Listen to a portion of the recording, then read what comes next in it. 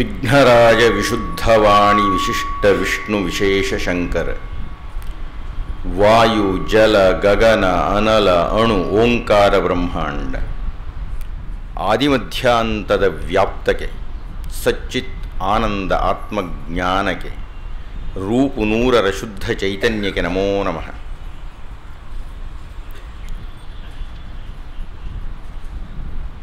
ಈ ಶ್ರೀರಾಮ ಅಂದರೆ ಯಾರು ಅನ್ನುವುದನ್ನು ನಾವು ಅಧ್ಯಯನ ಮಾಡಬೇಕಾಗಿದ್ದರೆ ಭಗವದ್ಗೀತೆಯಲ್ಲಿ ಕೃಷ್ಣ ಯಾರು ಅಂತ ಹೇಳ್ತಾನೆ ಎನ್ನುವುದನ್ನು ನೋಡಬೇಕು. 8ನೇ ಅಧ್ಯಾಯದಲ್ಲಿ ಅರ್ಜುನ ನಮ್ಮನ್ನು ಪ್ರತಿನಿಧಿಸಿ ಒಂದು 6-7 ಪ್ರಶ್ನೆಗಳನ್ನು ಕೇಳ್ತಾನೆ ಕೃಷ್ಣನನ್ನು. ಕಿಂ ತದ್ ಬ್ರಹ್ಮ, ಕಿಂ ಅಧ್ಯಾತ್ಮಂ, ಕಿಂ ಕರ್ಮ ಪುರುಷೋತ್ತಮ, ಅಧಿಭೂತಂಚ ಕಿಂ ಪ್ರೋಕ್ತ, ಅಧಿದೈವಂ ಕಿಮುಚ್ಯತೆ, ಅಧಿಯಜ್ಞ ಕಥಂ ಕೋತ್ರ ದೇಹೇಸ್ಮಿನ್ ಮಧುಸೂದನ. ಕಿಂ ತದ್ ಬ್ರಹ್ಮ, ಬ್ರಹ್ಮ ಅಂದರೆ ಯಾವುದಯ್ಯ ಅದು? ಬ್ರಹ್ಮನ್ ಅಂದರೆ ಏನು? ತೈತ್ರಿಯ ಉಪನಿಷತ್ತಿನಲ್ಲಿ ಇದೇ ಪ್ರಶ್ನೆಯನ್ನು ಭೃಗು ಮಹರ್ಷಿಗಳು ತನ್ನ ತಂದೆಯಾಗಿರತಕ್ಕಂಥ ವರುಣನನ್ನು ಕೇಳಿದ್ರು.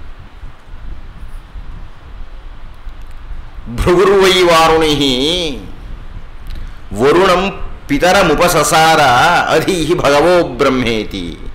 ಬನ್ನಿ ಧನಂಜಯ ಕೂತ್ಕೊಳ್ರಿ ಇಲ್ಲಿ. ಅಧೀಹಿ ಭಗವೋ ಬ್ರಹ್ಮೇತಿ. ಅಪ್ಪ ವರುಣ ಭೃಗು ಮಹರ್ಷಿಯ ತಂದೆ. ಆ ಬ್ರಹ್ಮನ್ ಅಂತ ಕರೀತಾರಲ್ಲ, ಏನದು ಬ್ರಹ್ಮನ್ ಅಂದರೆ? ಅದರ ಅರ್ಥವನ್ನು ನನಗೆ ಹೇಳು ಅಂತ ಭೃಗು ಪ್ರಶ್ನೆ ಕೇಳಿದ್ದ. ಅದಕ್ಕೆ ಬಹಳ ದೊಡ್ಡ ಉತ್ತರವನ್ನು ಕೊಟ್ಟರು. ಕೊನೆಗೆ ಅವರು ಹೇಳಿದರು, ನೋಡಯ್ಯ ಮಗನೇ, ನಾನು ನಿನಗೆ ಹೇಳಿಬಿಟ್ರೆ ಅದು ಬಹಳ ಸುಲಭ ಆಗಿಬಿಡುತ್ತೆ, ನಿನಗೆ ಅರ್ಥ ಆಗಬೇಕಲ್ಲ ಅದು. ನಾನು ಹೇಳ್ತೇನಪ್ಪ, ಮನಸ್ಸಿರಬಹುದು, ಇನ್ನೇನೋ ಇರಬಹುದು, ಮತ್ತೊಂದಿರಬಹುದು, ಮಗದೊಂದಿರಬಹುದು ಅಂತ ಹೇಳ್ಬೋದು. ಇಲ್ಲ, ನೀನು ಏನಾದರೂ ಬ್ರಹ್ಮನ್ ಅಂದರೆ ಏನು ಅಂತ ಅರ್ಥ ಮಾಡಿಕೊಳ್ಳಬೇಕಾಗಿದ್ದರೆ ನೀನೇನಪ್ಪ ಮಾಡಬೇಕು ಅಂದರೆ ತಪಸಾ ಬ್ರಹ್ಮ ವಿಜಿಜ್ಞಾಸಸ್ವ ತಪೋ ಬ್ರಹ್ಮೇತಿ. ತಪಸ್ಸನ್ನು ಮಾಡ ನೀನು ಬ್ರಹ್ಮನನ್ನು ಜಿಜ್ಞಾಸೆ ಮಾಡಬೇಕಾಗಿದ್ದರೆ, ಯಾಕೆಂದರೆ ತಪಸ್ಸೇ ಬ್ರಹ್ಮ. ಆ ಬ್ರಹ್ಮವನ್ನು ಅರ್ಥ ಮಾಡಿಕೊಳ್ಳುವ ದಾರಿಯೂ ಬ್ರಹ್ಮತ್ವವೇ. ಹೀಗಾಗಿ ಬ್ರಹ್ಮ ಸಾಕ್ಷಾತ್ಕಾರ ಆಗಬೇಕಾಗಿದ್ದರೆ ಆ ಬ್ರಹ್ಮದ ಮಾರ್ಗವಾಗಿರತಕ್ಕಂಥ ತಪಸ್ಸಿನಲ್ಲಿ ನೀನು ನಿನ್ನ ಕ್ರಿಯೆಯನ್ನು ಆರಂಭ ಮಾಡಬೇಕು. ಈಗ ಅರ್ಜುನ ಕೇಳ್ತಾ ಇದ್ದಾನೆ ಕೃಷ್ಣನನ್ನು. ಅರ್ಜುನ ಕೃಷ್ಣನ ಹತ್ರ ಮಾತನಾಡ್ತಾ ಇರುವುದೆಲ್ಲ ತಪಸ್ಸೆ. ಆ ಭಗವದ್ಗೀತೆಯಲ್ಲಿ ಬರತಕ್ಕಂಥ 700 ಶ್ಲೋಕಗಳು, 700 ಮಂತ್ರಗಳು. ನೇರವಾಗಿ ಅರ್ಜುನ ಕೃಷ್ಣನನ್ನು ಕೇಳಿದ, ಏನದು ಬ್ರಹ್ಮನ್ ಅಂದರೆ? ಕಿಂ ತದ್ ಬ್ರಹ್ಮ. ನೀವೆಲ್ಲ ಒಂದು ಖಾಚಿತ್ಯವನ್ನು ಹೊಂದಿರಬೇಕು. ತದ್ ಬ್ರಹ್ಮನ್ ಅನ್ನುವುದಕ್ಕೂ ಬ್ರಹ್ಮ ಅನ್ನುವುದಕ್ಕೂ ವ್ಯತ್ಯಾಸ ಇದೆ ಅಂತ. ಬ್ರಹ್ಮ ಅನ್ನತಕ್ಕಂಥ ಸಂಸ್ಕೃತ ಪದ ರಾಮಾಯಣದಲ್ಲಿ ಕೊನೆಯಲ್ಲಿ ಪ್ರತ್ಯಕ್ಷನಾಗತಕ್ಕಂತಹ ಚತುರ್ಮುಖ ಬ್ರಹ್ಮ. ನಾವು ಕನ್ನಡದಲ್ಲಿ ಎರಡನ್ನೂ ಬ್ರಹ್ಮ ಅಂದ್ಬಿಡ್ತೀವಿ, ಸಂಸ್ಕೃತದಲ್ಲಿ ಹಾಗಲ್ಲ. ಶ್ರೀ ಶ್ರೀ ಶಂಕರರು ತಮ್ಮ ಅದ್ವೈತದ ಮಂಡನೆಯನ್ನು ಮಾಡಬೇಕಾಗಿದ್ದರೆ ಆ ಉಪನಿಷದ್ ವಾಕ್ಯವಾಗಿರತಕ್ಕಂಥ ಬ್ರಹ್ಮ ಅಂತ ಹೇಳಬೇಕಾದ್ರೆ ಪ್ರಜ್ಞಾನಂ ಬ್ರಹ್ಮ, ಅಹಂ ಬ್ರಹ್ಮ ಅಸ್ಮಿ. ಹೀಗಾಗಿ ಆ ಬ್ರಹ್ಮ ಅನ್ನುವುದು ಯಾವುದದು? ಚತುರ್ಮುಖ ಬ್ರಹ್ಮನನ್ನು ನಾನು ಕೇಳ್ತಾ ಇಲ್ಲ, ಅರ್ಜುನ ಹೇಳ್ತಾ ಇದ್ದಾನೆ, ಭೃಗು ಮಹರ್ಷಿಗಳು ಹೇಳಿದ್ದಾರೆ, ಅವರಿಗೆಲ್ಲ ಗೊತ್ತಿದೆ ಇದು. ಆ ಬ್ರಹ್ಮ ಅನ್ನುವುದು ಏನದು? ದಯಮಾಡಿ ಗಮನಿಸಿ ಕೃಷ್ಣನ ಉತ್ತರ, ಬಹಳ ಅದ್ಭುತವಾದ ಉತ್ತರ ಅದು. ಅವನು ಹೇಳ್ತಾರೆ, ಅಕ್ಷರಂ ಬ್ರಹ್ಮ ಪರಮಂ ಅಂತ. ಬ್ರಹ್ಮ ಅನ್ನುವುದಕ್ಕೆ ದೀರ್ಘವಾಗಿರತಕ್ಕ ವ್ಯಾಖ್ಯಾನವನ್ನು, ವಿವರಣೆಯನ್ನು ಹೇಳ್ತಾ ಇಲ್ಲ ನಾನು. ಬ್ರಹ್ಮ ಅಂದರೆ ಅರ್ಥ ಇಷ್ಟೇ ಕಣಯ್ಯ, ಅಕ್ಷರಂ ಬ್ರಹ್ಮ ಪರಮಂ. ಅದು ನೋಡ್ಲಿಕ್ಕೆ ಬಹಳ ಪುಟಾಣಿ ಉತ್ತರ ಕಂಡ ಕಾಣುತ್ತೆ. ಅಕ್ಷರನಂತೆ ಕಣಪ್ಪ ಬ್ರಹ್ಮ ಅಂದರೆ. ನಮಗೆ ಗೊತ್ತಿಲ್ಲ ಅಕ್ಷರಗಳು ಅಂತೀವಿ ನಾವು. ಏನ್ರಿ ಇದು ಅಕ್ಷರ ಅಂದರೆ? ಕ್ಷರವಲ್ಲದ್ದು, ತಾತ್ಕಾಲಿಕವಲ್ಲದ್ದು, ಅದೃಶ್ಯವಾಗಿರುವುದು, ಅನಿರೂಪಿತವಾಗಿರತಕ್ಕದ್ದು, ಆ ಅಕ್ಷರಗಳು ಅನ್ನತಕ್ಕಂಥದ್ದು ಹುಟ್ಟಿದ್ದು ಹೇಗೆ?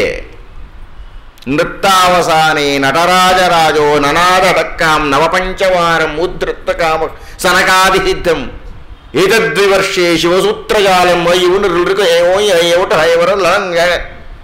ಏನು ಪಾಣಿನಿ ಒಂದು ದೊಡ್ಡ ಪಟ್ಟಿನ ಕೊಟ್ಬಿಡ್ತಾನೆ.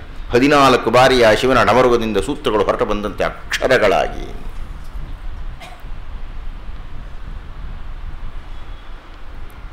ಯಾವುದು ಕ್ಷರವಾಗುತ್ತೆ ಅಂದರೆ ಯಾವುದು ಉದ್ಭವವಾಗುತ್ತೋ ಅದು ಕ್ಷರವಾಗುತ್ತೆ. ಈಗ ನಾನು ಬಂದಿದ್ದೇನೆ, ನಾನು ಹೋಗ್ತೀನಿ, ನೀವು ಬಂದಿದ್ದೀರಿ, ನೀವು ಹೋಗ್ತೀರಿ.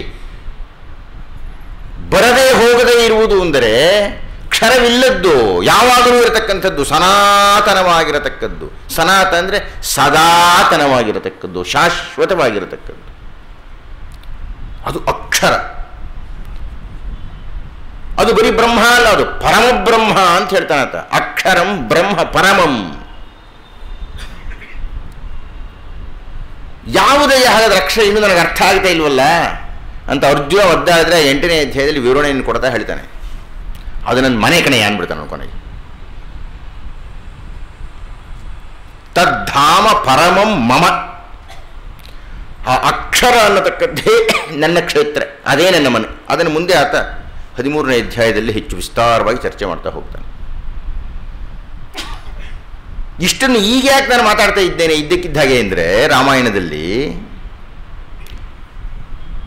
ಒಬ್ಬ ಋಷಿ ಕವಿ ಹೇಳಿದ ಈ ಮಾತನ್ನು. ಏನಂತ ನಿಮಗೆಲ್ಲ ಗೊತ್ತಿರತಕ್ಕಂಥ ಶ್ಲೋಕ ಅದು.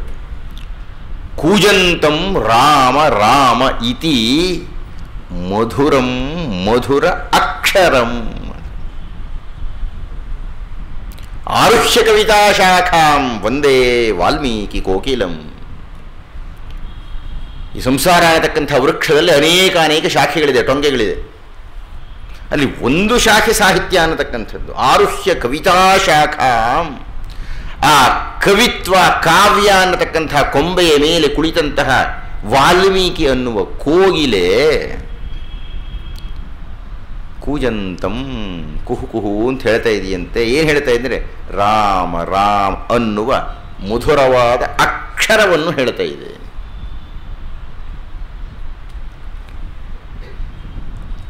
ರಾಮ ಅನ್ನತಕ್ಕಂಥ ಪದವನ್ನು ಹೇಳ್ತಾ ಇದೆ ಅಂತ ವಾಲ್ಮೀಕಿಗಳು ಹೇಳಿಲ್ಲ. ರಾಮ ಅನ್ನತಕ್ಕಂಥ ಶಬ್ದವನ್ನು ಹೇಳ್ತಾ ಇದೆ ಅಂತ ವಾಲ್ಮೀಕಿಗಳು ಹೇಳಿಲ್ಲ. ಅಕ್ಷರಂ ಅಂತ ಹೇಳಿದರು. ಹೀಗಾಗಿ ಭಗವದ್ಗೀತೆಯಲ್ಲಿ ಕೃಷ್ಣ ಯಾವುದನ್ನು ಅಕ್ಷರ ಅಂತ ಹೇಳ್ತಾ ಇದ್ದಾನೆಯೋ ಅದನ್ನ ಈ ಕವಿ ಹೇಳ್ತಾ ಇದ್ದಾನೆ. ವಾಲ್ಮೀಕಿಗಳು ಹೇಳ್ತಾ ಇರತಕ್ಕಂಥ ರಾಮ ಶಬ್ದ ಅನ್ನುವುದು ಪರಬ್ರಹ್ಮ ಸ್ವರೂಪ. ನಾವು ಯುದ್ಧಕಾಂಡದ ಕೊನೆಯ ಉಪನ್ಯಾಸವನ್ನು ಮಾಡಬೇಕಾಗಿದ್ದಾಗ ಹೇಗೆ ಬ್ರಹ್ಮನೇ ಪ್ರತ್ಯಕ್ಷನಾಗಿ ರಾಮನನ್ನ ಪರಬ್ರಹ್ಮ ಅಂತ ಸಂಬೋಧಿಸಿ ಬ್ರಹ್ಮಸ್ತುತಿಯನ್ನು ಮಾಡ್ತಾನೆ ಎನ್ನುವುದನ್ನು ಸಾಕ್ಷೀಕರಿಸಲಿದ್ದೇವೆ. ಅಂದರೆ ನಾವು ರಾಮನ ಚಿಂತನೆಯನ್ನು ಮಾಡುತ್ತಿದ್ದೇವೆ ಅಂದರೆ ಪರಬ್ರಹ್ಮ ಚಿಂತನೆಯನ್ನು ಮಾಡ್ತಾ ಇದ್ದೇವೆ ಅಂತ. ನನಗೆ ರಾಮನನ್ನು ಮನುಷ್ಯ ಅಂತ ಒಪ್ಪಿಕೊಳ್ಳಿಕ್ಕೆ ನಾನು ಸಿದ್ಧ ಇಲ್ಲ, ಹೇಳಿದ್ದೀನಿ ಆಗಲೇ ಮೊದಲನೇ ಉಪನ್ಯಾಸದಲ್ಲಿ. ನೀವು ತರ್ಕ 100 ಮಾಡಿ ರಾಮ ಮನುಷ್ಯನೇ ಮನುಷ್ಯನೇ ಮನುಷ್ಯನೇ ಅಂತ, ನೀವು ಅವನು ಬರೀ ಒಬ್ಬ ಯಕ್ಕಚಿತ್ ಮನುಷ್ಯ. ನಾವು ಯಾಕೆ ಇಷ್ಟು ತಲೆ ಕೆಡಿಸ್ಕೋಬೇಕಾಯಿತು? ಪ್ರಪಂಚದ ಯಾಕೆ ಎಷ್ಟು ಗೌರವ ಕೊಡಬೇಕಾಯಿತು? ಯಾಕೆ ಅಲ್ಲ 8 ಲಕ್ಷ ವರ್ಷಗಳ ಮೇಲೆ ಆಗಿದ್ರೂ ಆತನನ್ನು ನಮ್ಮ ಮನೆಯ ಮಾತಾಗಿ ಯಾಕೆ ಇಟ್ಕೋಬೇಕಾಯಿತ್ತು? ಇಡೀ ಭಾರತದ ಜನಸಂಖ್ಯೆಯಲ್ಲಿ ಅರ್ಧಕ್ಕಿಂತ ಹೆಚ್ಚು ಭಾಗ ಯಾಕೆ ರಾಮನ ಹೆಸರನ್ನ ಇಟ್ಕೋಬೇಕಾಯಿತ್ತು? ಯಾಕೆ ರಾಮನವಮಿ ಅಂತ ಇದ್ದಾನೆ ಇಡೀ ಭಾರತ ಉತ್ಸವದಲ್ಲಿ ಮಗ್ನವಾಗಿಬಿಟ್ಟು ಕೋಟಿ ಕೋಟಿ ಮಂದಿ? ಅದು ಹೇಗೆ ಸಾಧ್ಯ ಅದು? ಆದ್ದರಿಂದ ಶ್ರೀರಾಮ ತತ್ವ ಅನ್ನುವುದು ಪರಬ್ರಹ್ಮ ತತ್ವ. ಅದನ್ನೇ ನಮ್ಮ ಉಪನಿಷತ್ತುಗಳು ಹೇಳಿತು. ರಮಂತೆ ಯೋಗಿನೋನಂತೆ ನಿತ್ಯಾನಂದೇ ಚಿದಾತ್ಮನಿ ಇತಿ ರಾಮಪದೇನಾಸೌ ಪರಂ ಬ್ರಹ್ಮ ಅಭಿಧೀಯತೆ. ಇದು ಉಪನಿಷತ್ತಿನ ಮಾತು. ಇತಿ ರಾಮಪದೇನಾಸೌ. ಏನಯ್ಯ ರಾಮಪದ ಅಂತಂದರೆ ಯಾವಾಗಲೂ ರಮಂತೆ ಯೋಗಿನೋನಂತೆ, ಯೋಗಿಗಳ ಜೊತೆಯಲ್ಲಿ ಕ್ರೀಡಿಸುವ ಶ್ರೀಶಕ್ತಿಯಾಗಿ ಧೀಶಕ್ತಿಯಾಗಿ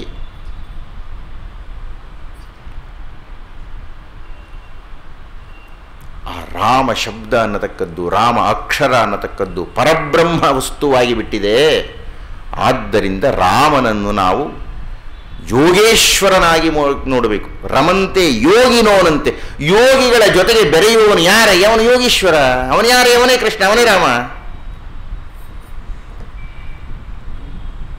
ಇದನ್ನು ವೇದಗಳು ನಮ್ಮೆಲ್ಲರಿಗೂ ಅತ್ಯಂತ ಹತ್ತಿರವಾಗಿ ಮತ್ತೊಂದು ರೂಪದಲ್ಲಿ ತಂತು. ರಾಮಾಯಣದ ಶ್ಲೋಕ ಸಂಖ್ಯೆ ಎಷ್ಟು? 24,000. ಒಂದೊಂದು ಸಹಸ್ರಕ್ಕೆ ಒಂದೊಂದು ಅಕ್ಷರವಾಗಿ 24,000 ಶ್ಲೋಕಗಳನ್ನು 24 ಅಕ್ಷರಗಳಾಗಿ ಪರಿಭಾವಿಸಿ 24 ಅಕ್ಷರಗಳ ಗಾಯತ್ರಿಯನ್ನು ಬ್ರಹ್ಮ ಅಂತ ಹೇಳ್ತು ನಮಗೆ. ಹೀಗಾಗಿ ನಾವು ಗಾಯತ್ರಿಯನ್ನು ಅನುಷ್ಠಾನ ಮಾಡಿದರೆ ರಾಮಾಯಣವನ್ನು ಅನುಷ್ಠಾನ ಮಾಡ್ತೀವಿ ಎನ್ನುವ ನಿಲುವಿಗೆ ಬಂದ್ವಿ ನಾವು. ಗಾಯತ್ರಿ ಎನ್ನುವುದೇನು ಹಾಗಾದರೆ? ಅದು ರಾಮಾಯಣವೇ. ರಾಮ ಅಂದರೆ ಏನು? ಪರಬ್ರಹ್ಮ ಅಂತ ಹೇಳಿದ್ವಿ ಈಗಾಗಲೇ. ಆದರೆ ಗಾಯತ್ರಿ ಅನ್ನತಕ್ಕಂಥದ್ದು, ಗಾಯತ್ರಿ ಏನಾದರೆ ಗಾಯತ್ರಿ ಮಂತ್ರ ಒಂದು ಗಾಯತ್ರಿ ಮಂತ್ರ ಅಲ್ಲ, ಅದು ಬ್ರಹ್ಮ ಮಂತ್ರ, ಪರಬ್ರಹ್ಮ ಮಂತ್ರ ಅದು. ಆದ್ದರಿಂದಲೇ ಗಾಯತ್ರಿ ಎನ್ನುವ ಮಂತ್ರದಲ್ಲಿ ಗಾಯತ್ರಿ ಎನ್ನುವ ಶಬ್ದವೇ ಇಲ್ಲ. ಗಾಯತ್ರಿ ಎನ್ನತಕ್ಕಂಥದ್ದು ಕೇವಲ ಒಂದು ಛಂದೋ ರೂಪ. ಆದ್ದರಿಂದಲೇ ನಾವು ಗಾಯತ್ರಿ ಅನುಷ್ಠಾನವನ್ನು ಮಾಡಿದಾಗ ಹೇಗೆ ಆರಂಭ ಮಾಡ್ತೀವಿ ಅಂದರೆ ಓಂ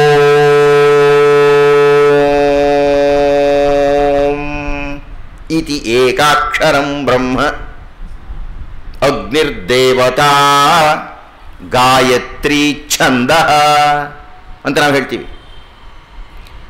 ಅಂದರೆ ಗಾಯತ್ರಿ ಅನ್ನತಕ್ಕಂಥ ಮಂತ್ರ ಗಾಯತ್ರಿಯ ಛಂದಸ್ಸು ಅಷ್ಟೇ, ಇದು ಗಾಯತ್ರಿ ಮಂತ್ರವಲ್ಲ. ನಾವು ಗಾಯತ್ರಿ ಮಂತ್ರ ಅಂತ ಕರಿತೀವಿ, ಕರೀಲಿ ಚಿಂತೆ ಇಲ್ಲ. ಆದರೆ ಅದರೊಳಗಿರ್ತಕ್ಕಂಥದ್ದು, ಆ ಮಂತ್ರ ಹೇಳ್ತಕ್ಕಂಥದ್ದು ಮುಕ್ತಾ ವಿದ್ರುಮಹೇ ಮನೀಲ ಧವಳಚ್ಛಾಯೈ ಮುಖೈ ತ್ಯಕ್ಷ್ಣೈ ಅಲ್ಲ. ಅದು ಕೇವಲ ಒಂದು 100 ವರ್ಷಗಳ ಹಿಂದೆ ಆಂಧ್ರ ಪ್ರದೇಶ ರಾಘವ ಭಟ್ರು ಅನ್ನತಕ್ಕಂಥವರು ಗಾಯತ್ರಿ ಅಂದರೆ ವೇದಮಾತಾ ಗಾಯತ್ರಿ ಅಂತ ಕರೆದಿದ್ದರಿಂದ ಬಹುಶಃ ಹೆಣ್ಣಿನ ಆಕಾರವನ್ನು ಕಲ್ಪನೆ ಮಾಡಿ ಒಂದು ಶ್ಲೋಕ ಕಟ್ಟಿಬಿಟ್ರು, ನಾವು ಗಟ್ಟು ಮಾಡಿಬಿಟ್ವಿ. ಅದು ವೇದಗಳಲ್ಲಿಲ್ಲ. ಅದು ಋಗ್ವೇದದ 3ನೇ ಮಂಡಲದಲ್ಲಿ ವಿಶ್ವಾಮಿತ್ರ ಮಹರ್ಷಿಗಳು ಗಮನವಿಟ್ಟು ದರ್ಶಿಸಿದಂತಹ ಮಂತ್ರ ಗಾಯತ್ರಿ ಮಂತ್ರ. ವಿಶ್ವಾಮಿತ್ರರು ಗಮನ ಇಟ್ಟಿರತಕ್ಕಂಥದ್ದು ಏನಕ್ಕೆ ಅಂದರೆ ಬ್ರಹ್ಮತ್ವಕ್ಕೆ. ಅವರು ಹೇಳ್ತಾ ಇರತಕ್ಕಂಥದ್ದೇ ವಸಿಷ್ಠ ಬ್ರಹ್ಮರ್ಷಿಯಂತೆ ಆಗಬೇಕು ಅನ್ನೋದು. ಹೀಗಾಗಿ ವಿಶ್ವಾಮಿತ್ರ ನಿರೀಕ್ಷಣೆ ಇರತಕ್ಕಂಥ ನಮಗೆಲ್ಲ ಹೇಳಿಕೊಟ್ಟಿರ್ತಕ್ಕಂಥದ್ದು ಆ ಗಾಯತ್ರಿಯನ್ನು. ಗಾಯತ್ರಿ ಅನ್ನಂದರೆ ಬ್ರಹ್ಮವನ್ನು. ಆದ್ದರಿಂದಲೇ ದಯಮಾಡಿ ಗಮನಿಸಿ, ಆದ್ದರಿಂದಲೇ ನಾವು ಉಪನಯನವನ್ನು ಬ್ರಹ್ಮೋಪದೇಶ ಅಂತ ಕರಿತೀವಿ, ಬ್ರಹ್ಮನ ಉಪದೇಶ ಅಂತ ಕರಿತೀವಿ ನಾವು ಅದನ್ನು. ಹೀಗಾಗಿ ಗಾಯತ್ರಿಯ ಜಪವನ್ನು ನಾವು ಮಾಡ್ತಾ ಇದ್ದೇವೆ ಅಂತಂದರೆ ಬ್ರಹ್ಮನ್ ಅನ್ನು ಕುರಿತು ಜಪ ಮಾಡ್ತಾ ಇದ್ದೇವೆ ಅಂತ ಶ್ರೀ ಶ್ರೀ ಶಂಕರರು ಅದನ್ನು ವಿವರಣೆ ಕೊಡ್ತಾ, 3 ಪಾದಗಳ ಗಾಯತ್ರಿಯನ್ನು ನೀವು ಅರ್ಥ ಮಾಡಿಕೊಳ್ತಾ ಇದ್ದೀರಿ. ಅದಕ್ಕೆ 4ನೇದಾದ ಒಂದು ಪಾದ ಇದೆ.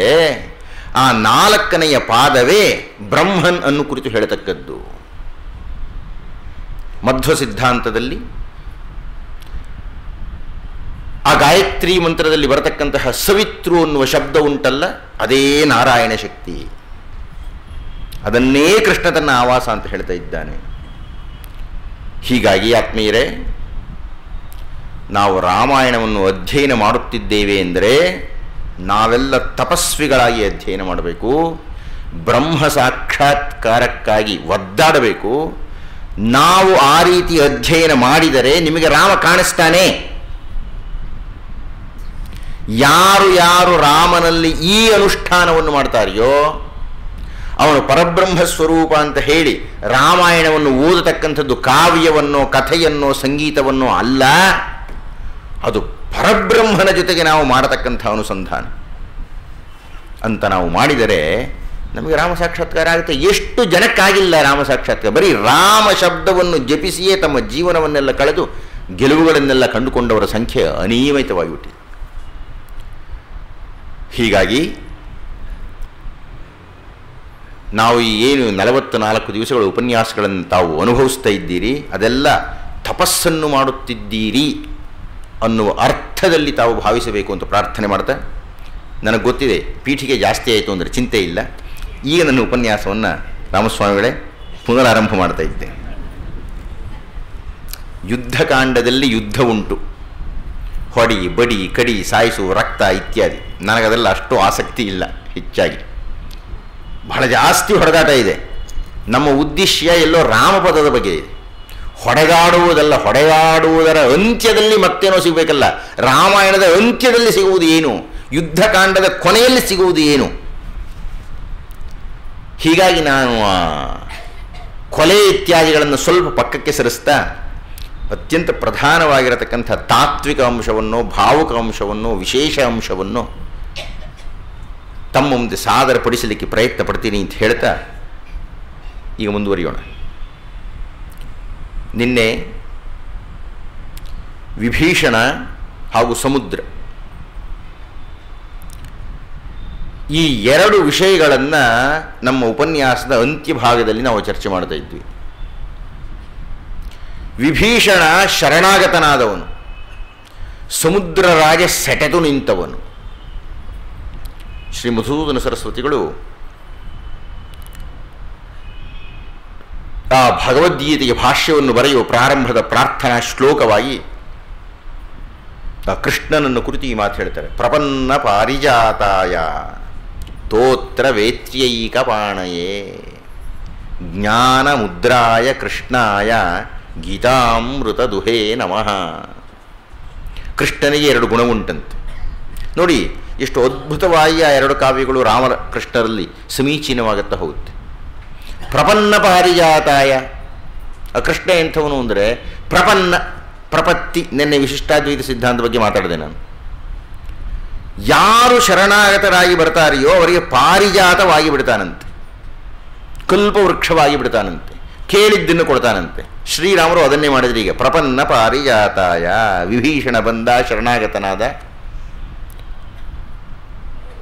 ಸಮುದ್ರಾಜ್ಜಲವಾನಯ ಅಭಿಷಿಂಚ ವಿಭೀಷಣಂ ಅಂತ ಅವಯವನ್ನು ಕೊಟ್ಟುಬಿಟ್ಟ. ವಿಭೀಷಣನಿಗೆ ಪಟ್ಟಾಭಿಷೇಕವನ್ನೇ ಕಟ್ಟಿಬಿಟ್ರು ಶ್ರೀರಾಮರು.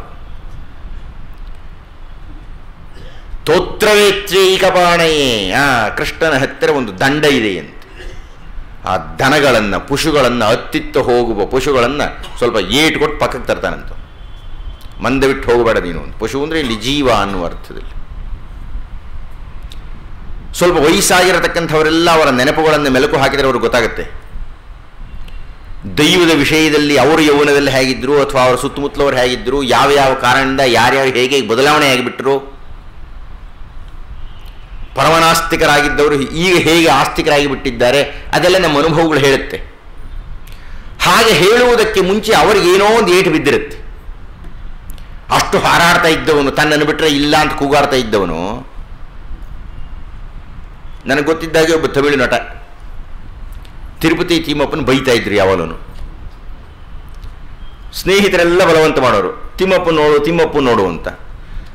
ಆ ಸ್ನೇಹಿತರ ಜೊತೆಗೆ ನಾನು ಪ್ರಕೃತಿ ಸೌಂದರ್ಯವನ್ನು ನೋಡ್ತೀನಿ ಅಂತ ತಿರುಪತಿಯ ಬೆಟ್ಟವನ್ನು ಹತ್ತಿ ದೇವಸ್ಥಾನ ಹೊತ್ತು ಮಾತ್ರ ನಾನು ಬರಲ್ಲ ಅಂತ ಹೊರಗಡೆ ಕೂತ್ಕೊಳ್ತಾ ಇದ್ರು ಅವರು. ಸುಮಾರು 7-8 ಬಾರಿ ಹೀಗಾಯಿತು. ಒಂದು ದಿವಸ ಹತ್ತುತ್ತಾ ಇದ್ದಾರೆ, ಏನೋ ಅಪಘಾತ, ಅವರ ವಾಹನ ಕೆಳಗೆ ಬಿತ್ತು.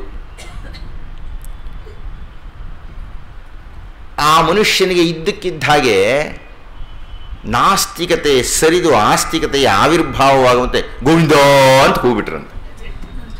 ಎಲ್ಲರೂ ಹೇಳ್ತಿದ್ರಲ್ಲ ಅಂತ. ಬಿದ್ದ ವಾಹನದ ಬಾಗಿಲು ತೆಗೆದು ನಂಬಲಿಕ್ಕೆ ಆಗದಂತೆ ಬಾಗಿಲಿನಿಂದ ಹೊರಗೆ ಬಿದ್ದು ಮರದ ಕೊಂಬೆಗೆ ಸಿಗಾಕೊಂಬಿಟ್ಟ. ಆ ಕ್ಷಣದಿಂದ ಆತ ತಿರುಪತಿಯ ಪರಮಭಕ್ತ. ಯಾರು ಯಾವಾಗ ಹೇಗೆ ಪರಿವರ್ತನೆ ಆಗ್ತಾರೆ, ಆದರೆ ಹಾಗೆ ಪರಿವರ್ತನೆ ಆಗಬೇಕಾದ್ರೆ ಏನೋ ಒಂದು ಆಗಬೇಕಲ್ಲ ಘಟನೆ. ತೋತ್ರವೇತ್ರ್ಯೈಕಪಾಣಯೇ, ಕೃಷ್ಣ ಹಾಗಂತವನು. ನನ್ನ ಮಾತು ಕೇಳಲ್ವಾ, ಅವ್ನು ಏಟು ಕೊಡ್ತೀನಿ ತಾಳ್ಳಿಂಗೆ ಅಂತ ಹೇಳ್ತಾನೆ. ಸ್ವಲ್ಪ ಏಟು ಕೊಟ್ಟು ಅವನು ಹದ್ದು ಬಸ್ತಿಗೆ ಬರ್ತಾನೆ ಅಂತ. ಅಪ್ಪ ಮಗನನ್ನು ದಂಡಿಸಿದಾಗ ಅವನಿಗೆ ನೋವಾಗಬೇಕು ಅನ್ನುವುದಲ್ಲ ಉದ್ದೇಶ.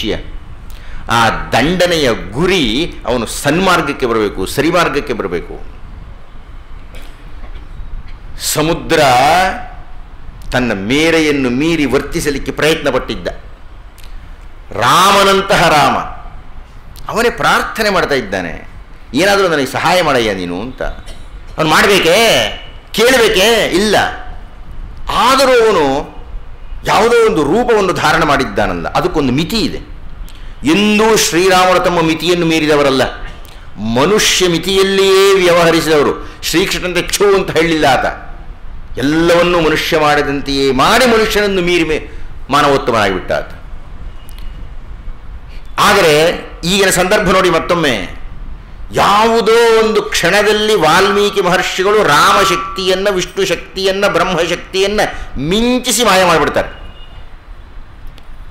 ಅದ್ಯವದ್ಬಾಣ ನಿರ್ಭಿನ್ನೈರ್ಮಕರೈರ್ಮಕರಾಲಯಂ ಸಮುದ್ರಂ ಶೋಷಯಿಷ್ಯಾಮಿ ಪದ್ಭ್ಯಾಂ ಯಾಂತು ಪ್ಲವಂಗಮಾಹ.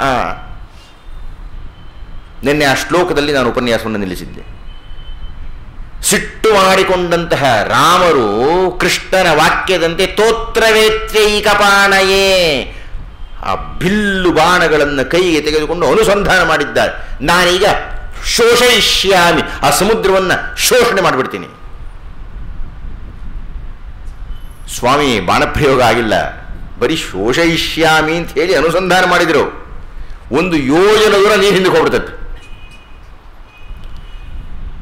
ದೇವತೆಗಳು ನಡುಗಿ ಬಿಟ್ಟರಂತೆ, ಭೂತ ಪ್ರೇತಗಳೆಲ್ಲ ಅದೃಶ್ಯರಾಗಿ ಕಿರಿಚಿಬಿಟ್ಟುವಂತೆ, ಭಯಂಕರವಾಗಿರುವ ಸುಂಟರ ಗಾಳಿ ಎದ್ದು ಬಿಡುತ್ತಂತೆ. ಏನಾಗಿ ಬಿಡುತ್ತೋ ಬಾಣ ಪ್ರಯೋಗ ಮಾಡಿಬಿಟ್ರೆ ಅಂತ, ಮಾಡಿಯೇ ಇಲ್ಲ. ಈ ಕ್ಷಣ ವಾಲ್ಮೀಕಿಗಳು ನಮಗೆ ಹೇಳ್ತಾರೆ, ಶ್ರೀರಾಮರು ಬರೀ ಬಾಣ ಪ್ರಯೋಗ ಅಲ್ಲಯ್ಯ ಮಾಡೋದು, ಅವ್ರು ಮನಸ್ಸು ಮಾಡಿದ್ರೆ ಸೃಷ್ಟಿಯನ್ನೇ ಅಲ್ಲೋಲ್ ಕಲ್ಲೋಲ್ ಮಾಡಿಬಿಡ್ತಾರೆ ಅವರು.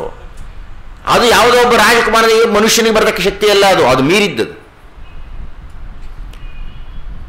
ಯಾವಾಗ ತೋತ್ರವೇತ್ಯೈಕಪಾಣೆ ಅಂತ ಶ್ರೀರಾಮರು ಆದರೋ ಆಗ ಸಮುದ್ರ ನುಡುಗಿ ಬಂದು ಬಿಟ್ಟ. ಕೃಷ್ಣ ಏಟು ಕೊಟ್ಟು ಮಂದೈ ಒಳಕ್ಕೆ ಪಶುವನ್ನು ಸೇರಿಸುವಂತೆ ಸಮುದ್ರ ನುಡುಗಿ ಬಂದು ಕಾಲಿಗೆ ಬಿದ್ದು ಪ್ರಾರ್ಥನೆ ಮಾಡಿದೆ. ಪಂಚಭೂತಗಳಿಗೆ ಕೆಲವು ನಿಯಮಗಳಿರ್ತದೆ ಅಪ್ಪ. ಏನು ರಾಮನಿಗೆ ಗೊತ್ತಿಲ್ವೇ ಇದು? ಕೆಲವು ನಿಯಮಗಳಿರ್ತದೆ, ಅದನ್ನು ನೀನು ಮನ್ನಿಸಬೇಕು, ಮನುಷ್ಯನಾಗಿದ್ದೀಯೇ ಎನ್ನುವ ಅರ್ಥದಲ್ಲಿ. ಕೃಷ್ಣ ಅದಕ್ಕೆಲ್ಲ ಬೆಲೆ ಕೊಡಲ್ಲ. ಕೃಷ್ಣನ ಪಾದ ತಗಲ್ತಾ ಇದ್ದಾಗೆ ನದಿ ಕೆಳಕ್ಕೆ ಹೋಗ್ಬಿಡುತ್ತೆ, ಹೋಗಲ್ಲ, ಹೋಗಿಬಿಡುತ್ತೆ. ರಾಮರು ಹಾಗೆ ಮಾಡ್ಲಿಕ್ಕೆ ಸಿದ್ಧ ಇಲ್ಲ, ಆ ಮಂತ್ರವನ್ನು, ಆ ಪವಾಡವನ್ನು ತೋರಿಸೋಕೆ ಸಿದ್ಧ ಇಲ್ಲ. ಪಂಚಭೂತಗಳಿಗೆ ತಮ್ಮದೇ ಆದ ಕೆಲವು ನಿಯಮಗಳಿದೆ. ನಾನು ಅಕ್ಷೋಭ್ಯ ಅಗಾಧ, ನಾನು ಬಂಡೆಯಿಂದ ಸ್ಥಿರವಾಗಿರೋಕ್ಕಾಗೋದಿಲ್ಲ, ನಾನು ಚಲಿಸ್ತಾನೆ ಇರಬೇಕು, ಅದು ನನ್ನ ಗುಣ. ದಯವಿಟ್ಟು ಈ ಅಂಶವನ್ನು ಅರ್ಥ ಮಾಡಿಕೊಂಡು ನೀನು ಅನುಗ್ರಹಿಸಬೇಕು ನನಗೆ. ನನ್ನ ಮೇಲೆ ನೀನು ಸೇತುವೆಯನ್ನು ಕಟ್ಟಿಬಿಡು, ಅದರಿಂದ ನನಗೆ ಎಷ್ಟು ಕಷ್ಟವಾದರೂ ನಾನು ಸಹಿಸಿಕೊಂಡು ಬಿಡ್ತೀನಿ ಅಂತ ಸಲಹೆಯನ್ನು ಕೊಟ್ಟ. ಇಲ್ಲಿ ನಾವು ಒಂದು ವಿಷಯವನ್ನು ಖಚಿತಪಡಿಸಿಕೊಂಡು ಮುಂದಕ್ಕೆ ಹೋಗಬೇಕು. ಒಂದು ತಪ್ಪು ಅಭಿಪ್ರಾಯ ಇದೆ, ಒಂದು ಸಂದೇಹ ಇದೆ ಇದರ ಬಗ್ಗೆ. ಒಂದು ತಪ್ಪು ಅಭಿಪ್ರಾಯ ಏನಿದೆ ಅಂದರೆ, ಆ ಸೇತುವೆಯನ್ನು ಕಟ್ಟಿದ್ಯಾರು? ನಳ. ಅವನಿಗೆ ಬಂಡೆಗಳನ್ನು ನೀರಿನ ಮೇಲೆ ತೇಲಿಸುವ ಶಕ್ತಿ ಇತ್ತು. ಅವನು ಆ ಬಂಡೆಗಳ ಮೇಲೆ ಶ್ರೀರಾಮ ಅನ್ನುವ ಹೆಸರನ್ನು ಬರೆದು ನೀರಿನ ಮೇಲೆ ಹಾಕ್ತಾ ಇದ್ದ, ಅವೆಲ್ಲ ತೇಲ್ತಾ ಇತ್ತು ಅನ್ನುವ ತಪ್ಪು ಕಥೆಯನ್ನು ನಾವು ಬಹಳ ರಂಜನೀಯವಾಗಿ ಕೇಳ್ಕೊಳ್ತೀವಿ. ನಾವು ಚಲನಚಿತ್ರಗಳಲ್ಲಿ ಅದನ್ನೆಲ್ಲ ನಾವು ನೋಡ್ತೀವಿ. ಯಾರಿಗೂ ಗೊತ್ತಿಂದ ಶ್ರೀರಾಮರೇ ಬಂದು ಒಂದು ಬಂಡೆ ಹಾಕಿಬಿಟ್ರು, ಅದು ಮುಗಿದೋಯ್ತು. ಆದರೆ ನಳ ನೋಡ್ರಿ, ಅವನಿಗೆ ಆ ಶಕ್ತಿ ಇತ್ತು. ಇದೆಲ್ಲ ಲಘು ವ್ಯಾಪಾರ, ರಾಮಾಯಣದ ಅದಕ್ಕೆ ಬೆಲೆ ಇಲ್ಲ. ಮತ್ತು ಇದರ ಜೊತೆಗೆ ನಾವು ಇನ್ನೊಂದು ತಪ್ಪೇನು ಮಾಡ್ತೀವಿ ಅಂದರೆ, ಅದು ಕಲ್ಲುಗಳಿಂದ ನಿರ್ಮಾಣವಾದಂತಹ ಸೇತುವೆ ಅಂತೀವಿ. ಹಾಗೆ ಹೇಳ್ತಾ ಇದ್ದಂತೆಯೇ ಈ ಕುತರ್ಕವನ್ನು ಮಾಡುವವರಿಗೆ ಆಸ್ಪದ ಕೊಟ್ಟಂತಾಗಿಬಿಟ್ಟು ಕಲ್ಲು ನೀರಿನ ಮೇಲೆ ತೇಲುತ್ತೋ ಅಂತ ಪ್ರಶ್ನೆ ಕೇಳಿಕ್ಕೆ ಶುರು ಮಾಡ್ತೀವಿ. ನಾವು ವಾಲ್ಮೀಕಿ ರಾಮಾಯಣವನ್ನು ಅಧ್ಯಯನ ಮಾಡಬೇಕು. ಈ ಸಂದರ್ಭದಲ್ಲಿ ವಾಲ್ಮೀಕಿಗಳು ಏನನ್ನ ಬಹಳ ಪ್ರಧಾನವಾಗಿ ದಾಖಲಿಸ್ತಾರೆ ಅಂತ ತಿಳಿಯಬೇಕು. ಈಗಾಗಲೇ ಹೇಳಿದಂತೆ ಆ ಸೇತುವೆಯನ್ನು ನಿರ್ಮಾಣ ಮಾಡುವ ಶಕ್ತಿ ನಳನಿಗೆ ಇರಲಿಲ್ಲ. ಅವನಿಗೆ ಸೇತುವೆಯನ್ನು ನಿರ್ಮಾಣ ಮಾಡೋ ಶಕ್ತಿ ಇರಬಹುದು. ನನ್ನ ವಾಕ್ಯ ನೀವು ಅರ್ಥ ಮಾಡ್ಕೋಬೇಕು. ಸಮುದ್ರದ ಮೇಲೆ ಸೇತುವೆಯನ್ನು ನಿರ್ಮಾಣ ಮಾಡೋ ಶಕ್ತಿ ನಳನಿಗೆ ಇರಲಿಲ್ಲ. ನಮ್ಗೆ ಯಾರಿಗೂ ಸಾಧ್ಯ ಇಲ್ಲ. ಅದಕ್ಕೆ ಸಮುದ್ರ ಹೇಳಿದ, ಸಮುದ್ರದ ಮೇಲೆ ಸೇತುವೆಯನ್ನು ನಿರ್ಮಾಣ ಮಾಡಿದರೆ ಅದು ಮುಳುಗದಂತೆ ನಾನು ನೋಡ್ಕೊಳ್ತೀನಿ ಇಂದ.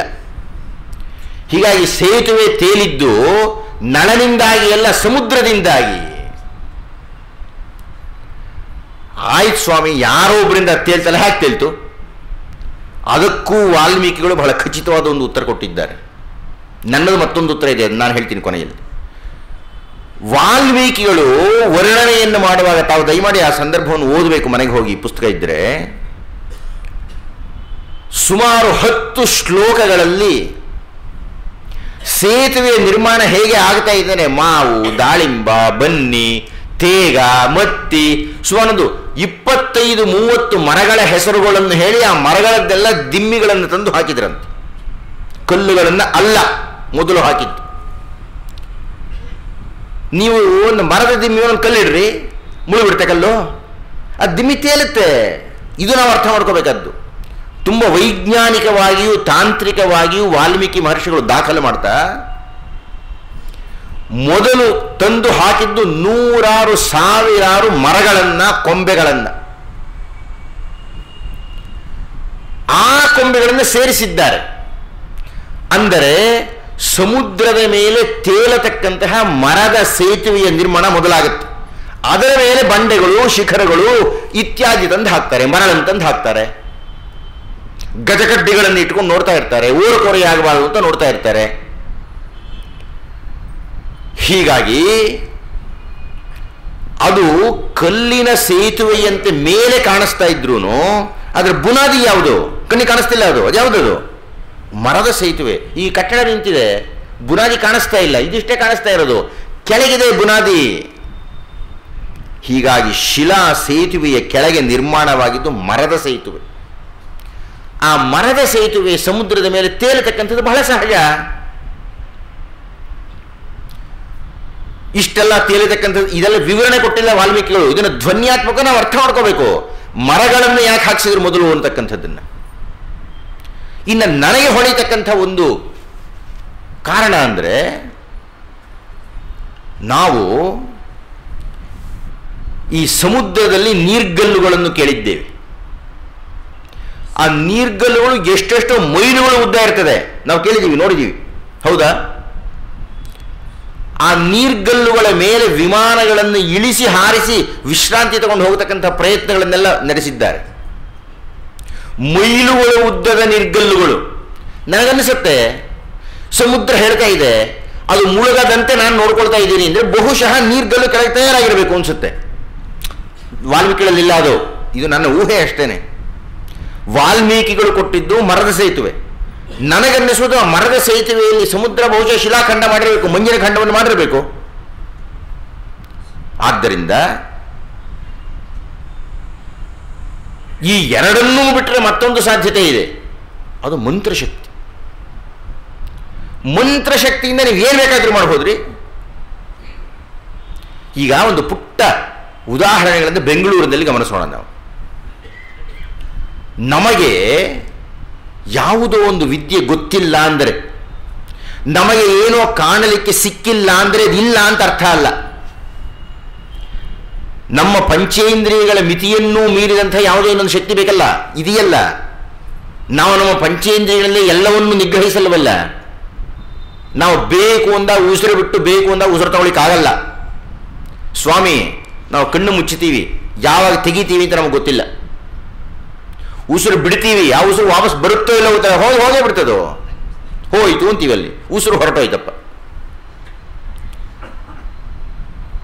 ಅಂದರೆ ಇವುಗಳನ್ನೆಲ್ಲ ಮೀರಿರತಕ್ಕಂಥ ಮತ್ಯಾವುದೋ ಒಂದು ಶಕ್ತಿ ಇದೆ. ಆ ಶಕ್ತಿ ನಮಗೆ ಗೊತ್ತಿಲ್ಲ, ಅದೃಶ್ಯ. ಹಾಗಂದ ಮಾತ್ರಕ್ಕೆ ಅದು ಇಲ್ಲ ಅಂತ ಹೇಗೆ ಹೇಳ್ತೀರಿ ನೀವು? ಅದಕ್ಕೆ ಪುಟ್ಟ ಉದಾಹರಣೆ ಅಂದರೆ ಈ ಸೇತುವೆಗೆ ಸಂಬಂಧಪಟ್ಟಾಗೆ ಬೆಂಗಳೂರಿನಲ್ಲಿ ಕೇವಲ ಒಂದು 20 ವರ್ಷಗಳ ಹಿಂದೆ ಬೆಂಗಳೂರಿನಲ್ಲಿ ಯಾವುದೂ ಮೇಲು ಸೇತುವೆಗಳಿರಲಿಲ್ಲ.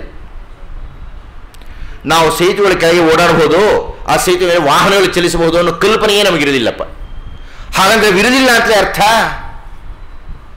ನೋಡುವ ಕಣ್ಣು ಬಂದಾಗ, ಕಾಲ ಅನುಸಂಧಾನವಾದಾಗ ಅಂಥ ಸೇತುವೆಯನ್ನು ನಾವು ನೋಡಿದ್ವಿ, ಸೇತುವೆಯನ್ನು ನಾವು ಬಳಸಿದ್ವಿ. ಬೆಂಗಳೂರು ಪಕ್ಕದಲ್ಲಿ ತುಮಕೂರಿನಲ್ಲಿ ಅಂಥ ಸೇತುವೆ ಇಲ್ಲ. ಹಾಗಂತ ಸೇತುವೆ ಇಲ್ಲ ಅಂತ ತುಮಕೂರಿನವ್ರು ಅನ್ಕೊಳ್ಳೋಕ್ಕಾಗತ್ತೆ? ಇದು ಅತ್ಯಂತ ಪುಟ್ಟ ಲೌಕಿಕ ಉದಾಹರಣೆ.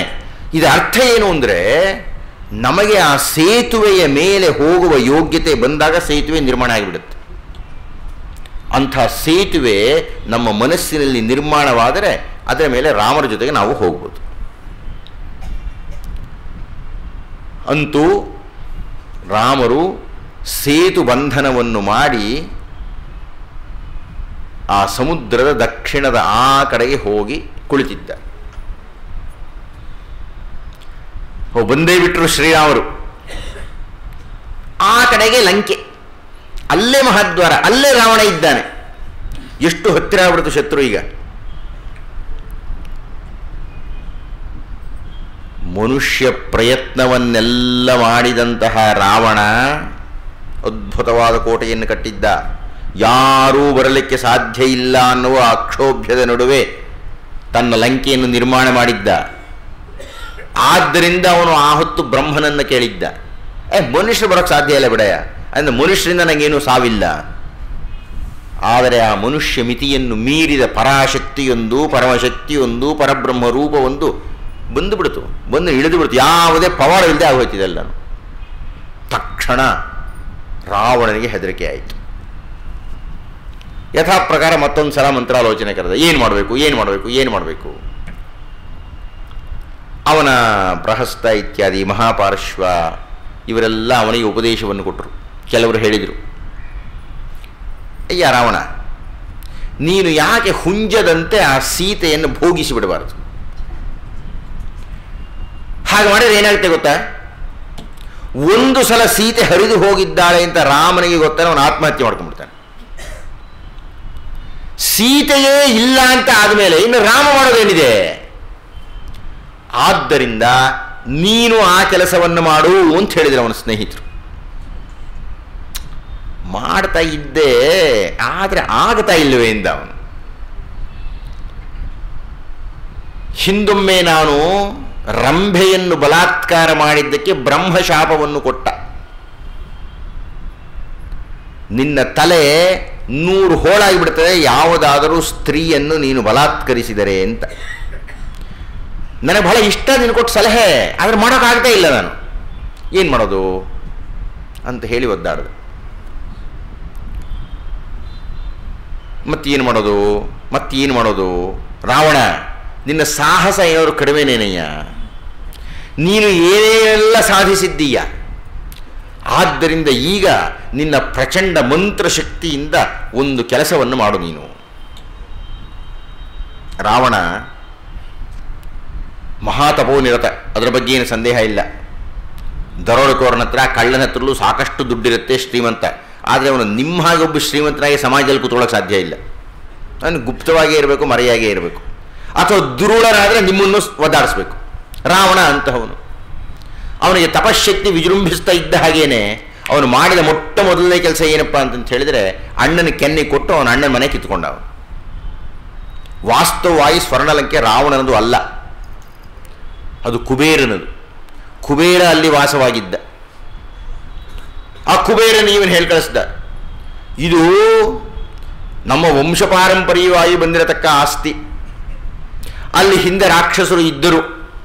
ಆ ರಾಕ್ಷಸರ ಪೈಕಿ ಸುಮಾಲಿ ಎನ್ನತಕ್ಕಂಥವನು ಒಂದು ಕಾಲದಲ್ಲಿ ಇದ್ದ. ಅಲ್ಲಿ ಆ ವಿಷ್ಣು ಅವರನ್ನೆಲ್ಲ ಮರ್ದನ ಮಾಡಿ ಮನೆಯನ್ನು ತೆರವು ಮಾಡಿಸಿದ ಕಾರಣದಿಂದ ಪಾತಾಳದಲ್ಲಿ ಹೋಗಿ ಇದ್ದಾರೆ ಅವರು. ನಾನು ಆ ಸುಮಾಲಿಯ ಮೊಮ್ಮಗ, ನಿನ್ನ ತಮ್ಮ, ನನಗೆ ಆ ಲಂಕೆಯನ್ನು ಬಿಟ್ಟುಕೊಡು. ಪಾಪ ಮೊದಲು ಕುಬೇರ ಇಲ್ಲ ಅಂದ. ಕೊನೆಗೆ ವಿಶ್ರವಸ್ ಹೇಳಿದ, ಅಯ್ಯ ಆ ದುಷ್ಟನ ಜೊತೆ ನೀನು ಯಾಕೆ ಕಿತ್ತಾಡ್ತೀಯ, ಬಿಟ್ಟುಬಿಡು.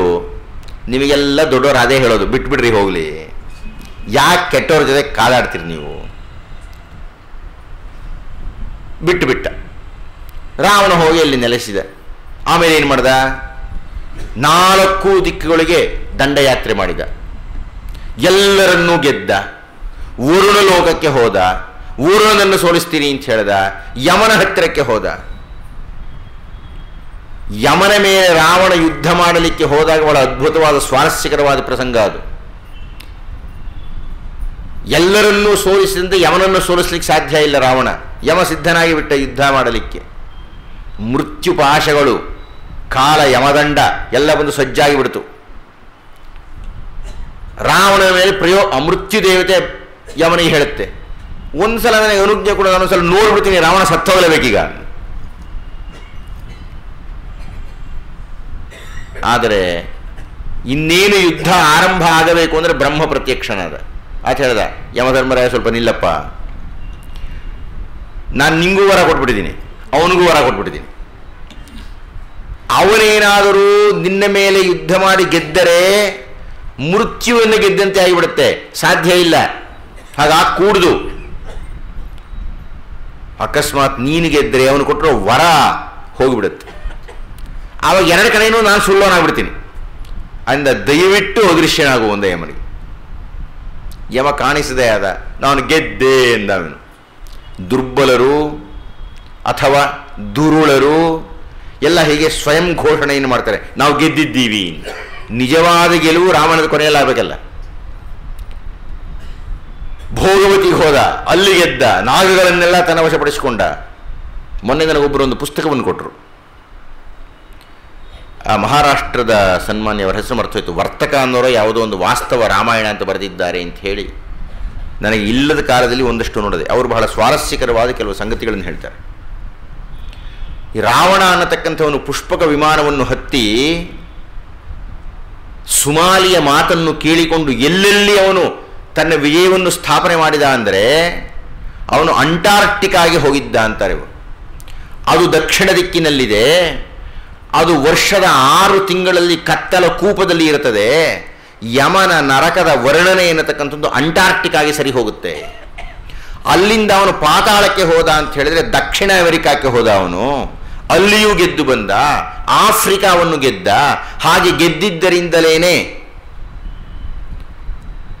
ಮಾರಿಷಸ್ ಅನ್ನತಕ್ಕಂಥ ಒಂದು ಪ್ರದೇಶ ಉಳಿತು. ಅದಕ್ಕೆ ಹಿಂದೆ ಮಾರೀಚನಿಗೆ ಕೊಟ್ಟಿದ್ದದು.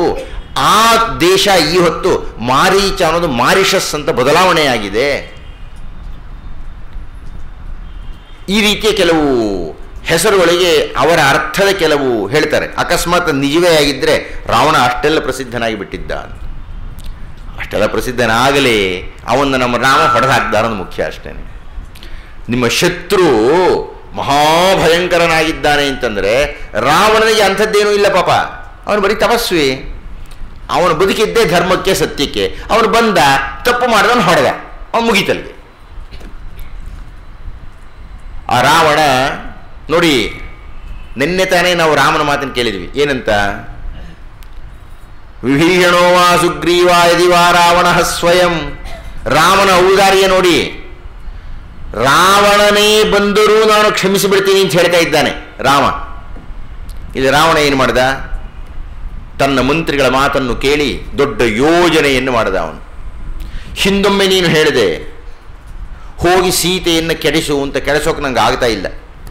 ಆದ್ದರಿಂದ ಅವಳ ಮನಸ್ಸನ್ನೇ ಉಳಿದು ಹಾಕಿಬಿಟ್ರೆ ಹೇಗೆ?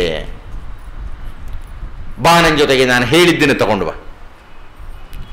ಸೀತೆ ಅಳತು ಕೂತಿದ್ದಾಳೆ ಅಶೋಕವನದಲ್ಲಿ. ರಾವಣನ ಹೇಡಿತನಕ್ಕೆ, ರಾವಣನ ಕುಟಿಲತೆಗೆ, ರಾವಣ ನೇರವಾಗಿ ಯುದ್ಧ ಮಾಡಲಾಗದೆ ವಕ್ರ ಮಾರ್ಗಗಳನ್ನು ಹಿಡಿದು ಜಯಿಸಲಿಕ್ಕೆ ಏನೇನು ಮಾಡಬೇಕು ಅದನ್ನೆಲ್ಲ ಮಾಡ್ತಾನೆ. ಹಾಗೆ ಈಗ ಸೀತೆಯ ಹತ್ತಿರಕ್ಕೆ ಬಂದ. ನಿನ್ನ ಜಾಣ ಗಂಡ ಕಪಿಯ ಸೈನ್ಯ ಕಟ್ಟಿಕೊಂಡು ಸಾಗರ ಬಳಿ ಬೀಡು ಬಿಟ್ಟ, ದಾಟುವುದೇ ಪ್ರಶ್ನೆಯಾಯಿತು. ಸೀತೆ, ನೀನು ಅಂದುಕೊಂಡು ಬಿಟ್ಟಿದ್ದೀಯ ರಾಮ ಬಂದು ನಿನ್ನನ್ನು ಗೆದ್ದು ಕರೆದುಕೊಂಡು ಹೋಗ್ತಾನೆ ಅಂತ. ಬಂದ ಅವನು ಅಲ್ಲಿದ್ದಾನೆ. ಸಮುದ್ರ ದಾಟಲಿಕ್ಕೆ ಆಗಿಲ್ಲ ಅವನಿಗೆ. ದಾಟ್ತಾ ಇದ್ದಾನೆ, ಅವನಿಗೆ ಗೂಢಚಾರ ಗೊತ್ತಾಗ್ತಾ ಇದೆ. ಅವನು ಹೇಳ್ತಾ ಇದ್ದಾನೆ, ಬಂದ ನಿನ್ನ ಜಾಣ ಗಂಡ ಕಪಿಯ ಸೈನ್ಯ ಕಟ್ಟಿಕೊಂಡು. ಮನುಷ್ಯರ ಅವನ ಜೊತೆಗೆ ಕೋತಿಗಳ ಜೊತೆಗೆ ಬಂದ್ಬಿಟ್ಟಿದ್ದಾನೆ ಅವನು. ಸಾಗರ ಬಳಿ ಬೀಡು ಬಿಟ್ಟ, ದಾಟುವುದೇ ಪ್ರಶ್ನೆಯಾಯಿತು.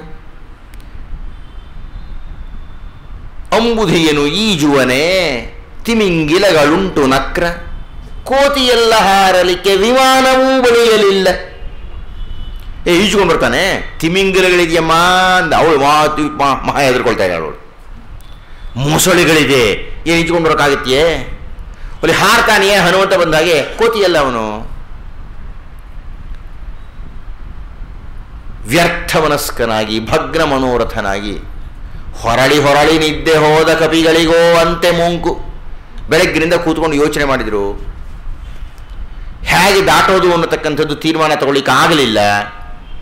ಹೀಗಾಗಿ ತುಂಬ ವಿಷಣ್ಣ ಮನಸ್ಕನಾಗಿ ಶ್ರೀರಾಮ ಹೊರಳಿ ಹೊರಳಿ ನಿದ್ದೆ ಹೋಗಿಬಿಟ್ಟಿದ್ದಾನೆ. ಕಪಿಗಳೆಲ್ಲ ಮುಂಕಾಗಿ ಬಿಟ್ಟಿವೆ. ಮುಂದೆ ಮಾಡುವುದು ಏನು ಅಂತ ಗೊತ್ತಾಗ್ತಾ ಇಲ್ಲ. ಆಗ ಏನಾಯಿತು ಗೊತ್ತಾ? ನನ್ನ ಸೈನ್ಯಾಧ್ಯಕ್ಷನು ಪ್ರಹಸ್ತನವ ಬಲದ ಹಸ್ತ. ನಮ್ಮಲ್ಲಿ ಒಬ್ಬ ಸೇನಾಧ್ಯಕ್ಷ ಇದ್ದಾನೆ ಪ್ರಹಸ್ತ ಅಂತ. ಅವನು ಎಂಥ ಶಕ್ತಿಶಾಲಿ ಗೊತ್ತಾ? ರಾತ್ರಿ ಯುದ್ಧದಲ್ಲಿ ಗಣ್ಯ, ಮೋಸದಲ್ಲಿ ಮಹಾಮಾನ್ಯ. ಮೋಸ ಮಾಡಬೇಕು ಅಂದರೆ ನನ್ನ ಸೇನಾಧ್ಯಕ್ಷ ಪ್ರಹಸ್ತನೇ ಸರಿ. ಮೈಯ ಮರೆತು ಮಲಗಿದವರ ಕೊಲ್ಲುವಲ್ಲಿ ಪೂರ್ಣ ನಿಪುಣ. ಅವನು ಹೋಗಿದ್ದಾನೆ. ಹೋಗಿ ಕಪಿಗಳ ತಲೆ, ಕಾಲು, ಬಾಲ, ಸೊಂಟ, ಕಂಠ ಕಡಿದು ಎಸೆದ. ಹನುಮಂತನ ದವಡೆ ಜಜ್ಜಿ, ಏನು ಬಹಳ ಉತ್ಸಾಹದಿಂದ ಹೇಳ್ತಾನೆ ರಾವಣ. ಪನಸ ದೇಹವನ್ನು ಸುಲಿದು ಜಾಂಬುವಂತನ ನಡುವನ್ನು ಜಜ್ಜಿ ಅಂಗದನನ್ನು ಕೊಚ್ಚಿ ನಡೆದ. ರಾವಣ ಬಹಳ ದೊಡ್ಡ ಕಲ್ಪನೆ ಮಾಡ್ಕೊಳ್ತೀವಿ, ಹೀಗಾದ್ರೆ ಎಷ್ಟು ಚೆನ್ನಾಗಿರುತ್ತೆ ಅಂತ. ಹನುಮಂತನ ದಾಡ ಹೊರದಾಕ್ಬಿಟ್ಟಂತೆ, ಪನಸ ಅನ್ನತಕ್ಕಂಥ ದೇಹ ಸೀಳಿಬಿಟ್ಟಂತೆ. ಸುಗ್ರೀವನ ತಲೆಯ ತರಿದು ಮೈಂದ ನೀಲರನ್ನು ಹರಿದು ನಡೆದಿದ್ದಾನೆ ಆ ಪ್ರಹಸ್ತ. ಕಲ್ಪನೆಯಲ್ಲಿ ಬಹಳ ಸೊಗಸಾಗಿದೆ. ಪಾಪ ಪೆದ್ದಕ ನಿಜ ಅಂತ ಆಲೋಚನೆ ಮಾಡಿಬಿಟ್ಟಿದ್ದಾಳೆ. ರಾಮಡೇರೆಯನ್ನು ಕಂಡು ನಲಿದು ಒಳಗೆ ನುಗ್ಗಿ ನೋಡೆ ಸೋತ, ಭೀತ, ಸೊರಗಿ ಹೋದ ತಡಿಕೆ ದೇಹ ಒರಲುತ್ತಿತ್ತು. ಸೋತು ಹೋಗ್ಬಿಟ್ಟಿದ್ದಾನೆ ನಿನ್ನ ಗಂಡ. ನಡೆದು ನಡೆದು ನಡೆದು ಹೆದರ್ಕೊಂಡು ಬಿಟ್ಟಿದ್ದಾನೆ, ಹೇಗಪ್ಪ ಈ ಸಮುದ್ರವನ್ನು ದಾಟೋದು ಅಂತ. ಒಳ್ಳೆ ಎಲ್ಲ ತಡಿಕೆ ಮೂಳೆಗಳು ಕಾಣಿಸ್ತಾ ಇದೆ ಅವನಿಗೆ ಈ ವನವಾಸದಿಂದ. ಅವಳ ಮನಸ್ಸನ್ನು ಎಷ್ಟು ಕೆಡಿಸಬೇಕೋ ಅಷ್ಟು ಕೆಡಿಸಿ ಹೇಳಿದ. ಅವನನ್ನು ಪ್ರಹಸ್ತ ನೋಡಿ ಬಹಳ ಸಂತೋಷ ಆಗಿಬಿಡ್ತು. ಕತ್ತಿ ಎತ್ತಿ ಒಂದೇ ಏಟು ರಾಮ ತಲೆಯು ಎಗರಿ ಬಿತ್ತು ಅಂದ್ಬಿಟ್ಟ ಅವನು. ಪ್ರಹಸ್ತ ಒಂದು ಏಟು ಕೊಟ್ಟ ಕತ್ತಿಯಿಂದ ರಾಮನ ತಲೆ ಎಗರಿ ಬಿದ್ದು ಹೋದ ಕಡೆ. ವಿದ್ಯುಜ್ಜಿ ತಗೊಂಡ ರಾಮನ ತಲೆಯಿಂದ ಅವನು ಒಂದು ತಟ್ಟೆಯಲ್ಲಿ ರಾಮನ ತಲೆಯನ್ನೇ ಇಟ್ಕೊಂಡು ಬಂದ್ಬಿಟ್ಟಿದ. ನೋಡು, ಇದೇನೇ ನಿನ್ನ ಗಂಡನ ತಲೆ.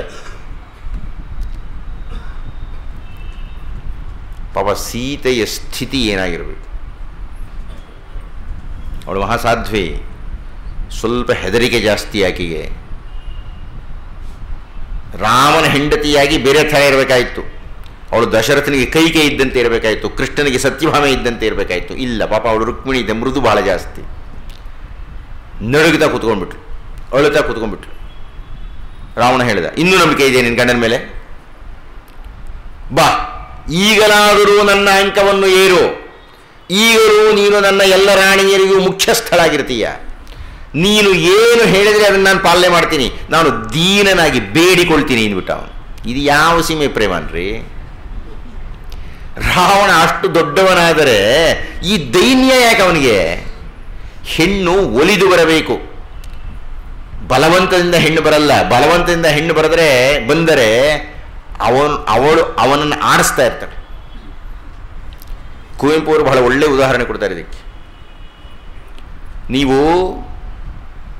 ಸಾಮಾನ್ಯವಾಗಿ ಪತ್ನಿಯನ್ನು ಛಾಯೆ ಅಂತ ಕರೀತಾರೆ, ಗಂಡನ ನೆರಳು ಅಂತ. ನೀವೇನಾದರೂ ಅವ್ರಿಗೂ ನಮ್ಮ ಯುವಕರಿಗೆ ಹೇಳಬೇಕು, ಹುಡುಗಿರ ಹಿಂದೆ ಬೀಳ್ತೀನಿ ಅಂತಾರೆ ಅವರು. ನೀವು ಏನಾದರೂ ಹುಡುಗಿಯ ಹಿಂದೆ ಹೋದರೆ ಹುಡುಗಿ ನಿಮ್ಮ ಕಡೆ ನೋಡಿ ಅವಳ ಪಾನಗಳು ಹೋಗ್ತಾ ಇರ್ತಾಳೆ. ಅಂದರೆ ನಿಮ್ಮ ನೆರಳನ್ನು ನೀವು ಹಿಡ್ಕೊಳ್ಳಿಕ್ಕೆ ಹೋದರೆ ನೆರಳು ಅದ್ರ ಪಾಡಗಳು ಹೋಗ್ತಾರೆ, ನೀವು ಹಿಡ್ಕೊಳ್ಳೋಕ್ಕಾಗಲ್ಲ. ನಿಮ್ಮ ನೆರಳನ್ನು ನೀವು ಹಿಡ್ಕೊಳ್ತೀನಿ ಅಂತಂದರೆ ಹಿಡ್ಕೊಳ್ಳೋದು ನುಗ್ಗದಷ್ಟು ನೆರಳು ಮುಂದಕ್ಕೆ ಹೋಗ್ಬಿಡ್ತಾ ಇರುತ್ತೆ. ಕುವೆಂಪು ಹೇಳ್ತಾರೆ, ಸ್ವಲ್ಪ ನಿಂತ್ಕೊಳ್ರಿ ನೀವು ಅಂತಾರೆ. ನೀವು ನಿಂತ್ಕೊಂಡ್ರೆ ನೆರಳು ನಿಂತ್ಕೊಳ್ಳುತ್ತೆ. ಆ ನೆರಳಿಗೆ ಬೆನ್ನು ಹಾಕಿ ಹೋಗಿ ನೆರಳು ನಿಮ್ಮ ಹಿಂದೆ ಬರುತ್ತೆ. ಹೆಣ್ಣನ್ನು ಒಲಿಸಬೇಕಾಗಿದ್ದರೆ ಸ್ವಲ್ಪ ಗಡ್ಡಸ್ ಬಿಗಿಯಾಗಿರಬೇಕು ಅಂತ ಕಾಣುತ್ತೆ, ಹೌದಾ? ರಾವಣನಿಗೆ ಅದಿಲ್ಲ. ಅವನೊಳ್ಳೆ ನಮ್ಮ ವಿದ್ಯಾರ್ಥಿಗಳು ಅರ್ಧ ಆಡಿಬಿಟ್ಟ ಅವನು. ನಾನು ದಾಸನಾಗಿದ್ದೇನೆ ನಿನಗೇನು ಬಿಡ್ತಾನೆ. ನೀನೇನಾದರೂ ಆದೇಶ ಕೊಡು, ಅದನ್ನು ನಾನು ಪಾಲನೆ ಮಾಡಿಬಿಡ್ತೀನಿ. ನೀವು ಎಲ್ಲೋ ಪ್ರೇಮದ ಉತ್ಕೃಷ್ಟಕ್ಕೆ ಹೋಗ್ಬಿಡ್ತೀರಿ ಅಂತ ಇಟ್ಕೊಳ್ಳಿ, ಶಿವ ಪಾರ್ವತಿ ಆಗಿಬಿಡ್ತೀರಿ ಅಂತ ಇಟ್ಕೊಳ್ರಿ. ಪಾರ್ವತಿಯು ಶಿವನಿಗಾಗಿ ತಪಸ್ಸು ಮಾಡಿದ್ದಾಳೆ, ಪಾರ್ವತಿಗಾಗಿ ಶಿವನೂ ತಪಸ್ಸು ಮಾಡಿದ್ದಾನೆ. ಇಬ್ಬರೂ ತಪಸ್ವಿಗಳು ಮಿಲನವಾದಂತಹ ದಾಂಪತ್ಯದಲ್ಲಿ ನೀವು ದೀನರಾಗಿ ದಾಸರಾಗಿ ಯಾರು ಬೇಡ ಅಂತಾರೆ. ಗಂಗೆನ ತಲೆ ಮೇಲೆ ಕೂರಿಸ್ಕೊಂಬಿಡಿ, ಯಾರು ಬೇಡ ಅನ್ನಲ್ಲ. ಆಗ ಹಾಗಲ್ವಲ್ಲ ಇದು. ಅವಳು ತಿರಸ್ಕಾರ ಮಾಡ್ತಾ ಇದ್ದಾಳೆ, ಪರಸ್ತ್ರೀ ಬೇರೆ, ಬೇಡ ಅಂತೇಳೆ, ಹೇಳಿ ಅಂತೇಳೆ, ನರಿ ನಾಯಿ ನೀನು ಅಂತಿದ್ದಾಳೆ ಅವಳು. ನಾನು ನಿನ್ನ ದಾಸನಾಗ್ತೀನಿ ಅಂತ. ಯಾವ ಶೌರ್ಯ ಇದೆ ರಾವಣನಿಗೆ ಹೇಳಿ? ಅದಕ್ಕೆ ಧರ್ಮರಾಯ ಯಕ್ಷ ಕೇಳಿದ ಪ್ರಶ್ನೆಗೆ ಉತ್ತರ ಕೊಡುವುದು ಹಾಗೆ. ಯಾರಯ್ಯ ಧೀರ? ನಿಜವಾದ ಧೀರ ಯಾರು ಅಂದರೆ ಅವನ ಮಾಂಸಖಂಡಗಳಿಂದ ಅಲ್ಲ ಧೀರತ್ವ ನಿರ್ಣಯ ಆಗುವುದು. ಹೆಣ್ಣಿನ ಕುಡಿ ಕಣ್ಣುಗಳಿಗೆ ಒಲಿಯದವನು ಧೀರ ಅಂತಾನೆ ಅವನು.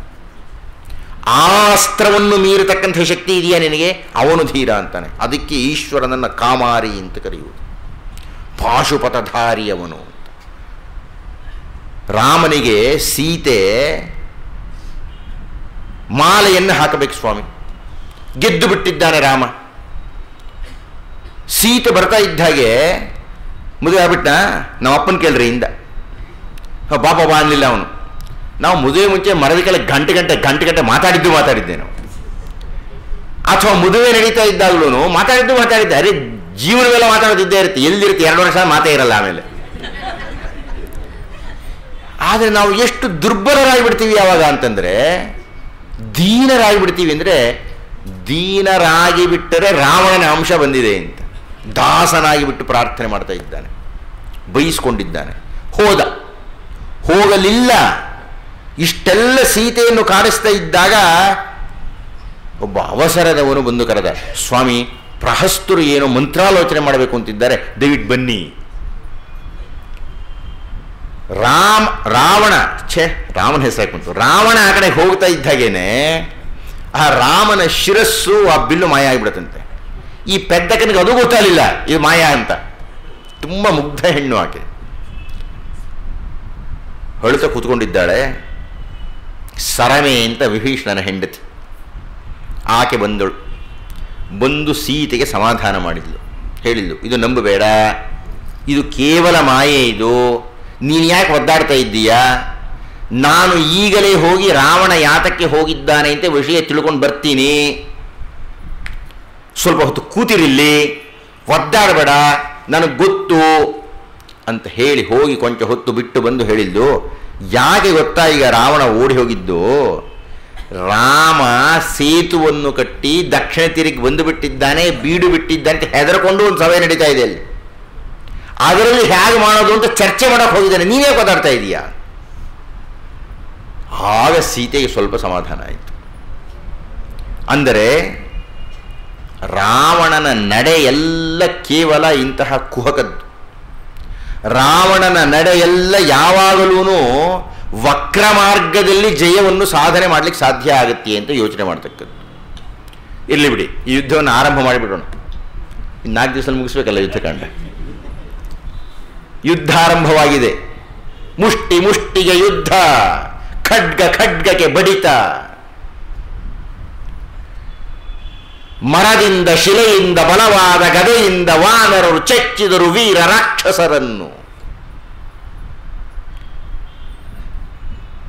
ಎಲ್ಲ ಯುದ್ಧ ಆಗಿದೆ. ಈ ಕಡೆ ಹನುಮಂತ, ಜಾಂಬವ, ನೀಲ, ಮೈಂದ, ದ್ವಿವಿಧ ಮಹಾವೀರರಿದ್ದಾರೆ. ಆ ಕಡೆ ಪ್ರಹಸ್ತ, ಅಕಂಪನ, ವಿದ್ಯುನ್ಮಾಲಿ ಇತ್ಯಾದಿ ಮಹಾರಾಕ್ಷಸರುಗಳು ಆ ಕಡೆ ಇದ್ದಾರೆ. ಅಂತೂ ಜೋರಾಗಿ ಯುದ್ಧ ನಡೆದಿದೆ. ಮೊದಲನೆಯ ದಿವಸದ ಯುದ್ಧದ ಕೊನೆಗೆ ಬಂದ್ಬಿಡ್ತೀನಿ. ಬಹಳ ಪ್ರಸಿದ್ಧವಾದ ಯುದ್ಧ ನಡೆದಿದೆ ಇಂದ್ರಜಿತುವಿಗೂ ಹಾಗೂ ಅಂಗದನಿ. ಮತ್ತೆ ಆ ಸಂಕೇತವನ್ನು ಗಮನಿಸಿ. ಅಂಗದ ವಾಲಿಯ ಮಗ, ಇಂದ್ರನ ಮೊಮ್ಮಗ. ಇಂದ್ರನ ಮೊಮ್ಮಗನಿಗೂ ಇಂದ್ರಜಿತುವಿಗೂ ಯುದ್ಧ ನಡೀತಾ ಇದೆ. ಇಂದ್ರಜಿತ್ ಆಗಿದ್ದಕ್ಕೆ ಕಾರಣ ಏನಪ್ಪ ಅಂದರೆ ಒಂದು ತಪಸ್. ನೀವು ಎಲ್ಲಿಗೆ ಹೋಗಿ ರಾಮಾಯಣದಲ್ಲಿ ತಪಸ್ಸೇ ನಿಮಗೆ ಸಂದೇಶ ಕೊಡ್ತಕ್ಕಂಥದ್ದು. ಯಾಕೆ ಇಂದ್ರನನ್ನು ಗೆದ್ದು ಬಿಟ್ಟ ಇಂದ್ರಜಿತು? ಮೇಘನಾದನಾಗಿದ್ದವನು ಇಂದ್ರಜಿತ್ ಹೇಗಾದ? ಯಾಕೆ ಇಂದ್ರ ಸೋತ? ಯಾಕೆ ಇಂದ್ರ ಸೋತ ಅಂದರೆ ಇಂದ್ರ ಭೋಗಿಯಾಗಿ ತಪಸ್ಸನ್ನು ಮಾಡಲಿಲ್ಲ. ಉಪಾಧ್ಯಾಯರುಗಳು ಉಪಾಧ್ಯಾಯರಾಗುವ ತನಕ ಓದ್ತಾ ಇರ್ತಾರೆ, ಉಪಾಧ್ಯಾಯನಾದ್ಮೇಲೆ ಮುಗಿತಪ್ಪ ಅಂತಾರೆ. ಇಂದ್ರನೂ ಹಾಗೇನೆ. ಎಲ್ಲ ಉಪಾಧ್ಯಾಯರುಗಳಲ್ಲ, ಒಳ್ಳೆ ಉಪಾಧ್ಯಾಯರುಗಳು ಆಮೇಲೆ ನಿಜವಾದ ಶಿಷ್ಯರಾಗ್ತಾರೆ. ಒಂದು ಸಲ ಉಪಾಧ್ಯಾಯ ಪದವಿಯನ್ನು ತಗೊಂಡು ಬಿಟ್ರೆ, ನಾನು ನಿಮಗೆ ಉಪನ್ಯಾಸ ಮಾಡಬೇಕು ಅಂದರೆ ಹೆದರ್ಕೊಂಡು ಮಾಡಬೇಕು. ಏನು ನೀವು ಸುಮ್ಮನೆ ಇರಾ? ನೀವು ಬುದ್ಧಿವಂತರಿಲ್ವೇ? ರಾಮಾಯಣದಲ್ಲಿ 25 ಸಲ 30 ಸಲ ಓದ್ಬೇಕು ನಾನು, ಹಾಗೆ ಬರೋಕ್ಕಾಗಲ್ಲ ನಿಮ್ಮ ಮುಂದೆ. ಅಂದರೆ ನಾನೊಬ್ಬ ಉಪನ್ಯಾಸಕನಾಗ್ತಾ ಇದ್ದೀನಿ ಅಂದರೆ ನಾನು ಮತ್ತೆ ಮತ್ತೆ ಮತ್ತೆ ಮತ್ತೆ ಮತ್ತೆ ಮತ್ತೆ ಶಿಷ್ಯನಾಗ್ತಾ ಇರಬೇಕು ಅಂತ. ಆದ್ದರಿಂದಲೇ ನಮ್ಮ ಮಂತ್ರಗಳು ನಮಗೆ ಹೇಳ್ತಕ್ಕಂಥದ್ದು ಸ್ವಾಧ್ಯಾಯ ಪ್ರವಚನಾಭ್ಯಾಂ ನ ಪ್ರವದಿತವ್ಯಂ. ನಾನು ಪ್ರವಚನ ಮಾಡ್ತಾ ಇದ್ದೀನಿ, ಸ್ವಾಧ್ಯಾಯದ ಶಕ್ತಿ ಇರಬೇಕು ನನಗೆ. ಆ ಸ್ವಾಧ್ಯಾಯದ ಶಕ್ತಿಯನ್ನು ಇಂದ್ರ ಕಳ್ಕೊಂಡ್ಬಿಟ್ಟ. ಒಂದು ಸಲ ಇಂದ್ರನಾದ ಮೇಲೆ ಅವನು ತಪಸ್ ಮಾಡೋದು ಉದಾಹರಣೆನೇ ಇಲ್ಲ. ಆದರೆ ಇಂದ್ರಜಿತು ಪ್ರತಿ ಬಾರಿ ಯುದ್ಧಕ್ಕೆ ಹೋಗಬೇಕಾದ್ರೂ ತಪಸ್ ಮಾಡ್ತೀನಿ ಅಂತಾನೆ. ಆದ್ರಿಂದ ಇಂದ್ರನನ್ನು ಜಯಿಸ್ತೀನಿ ಅಂತಾನೆ.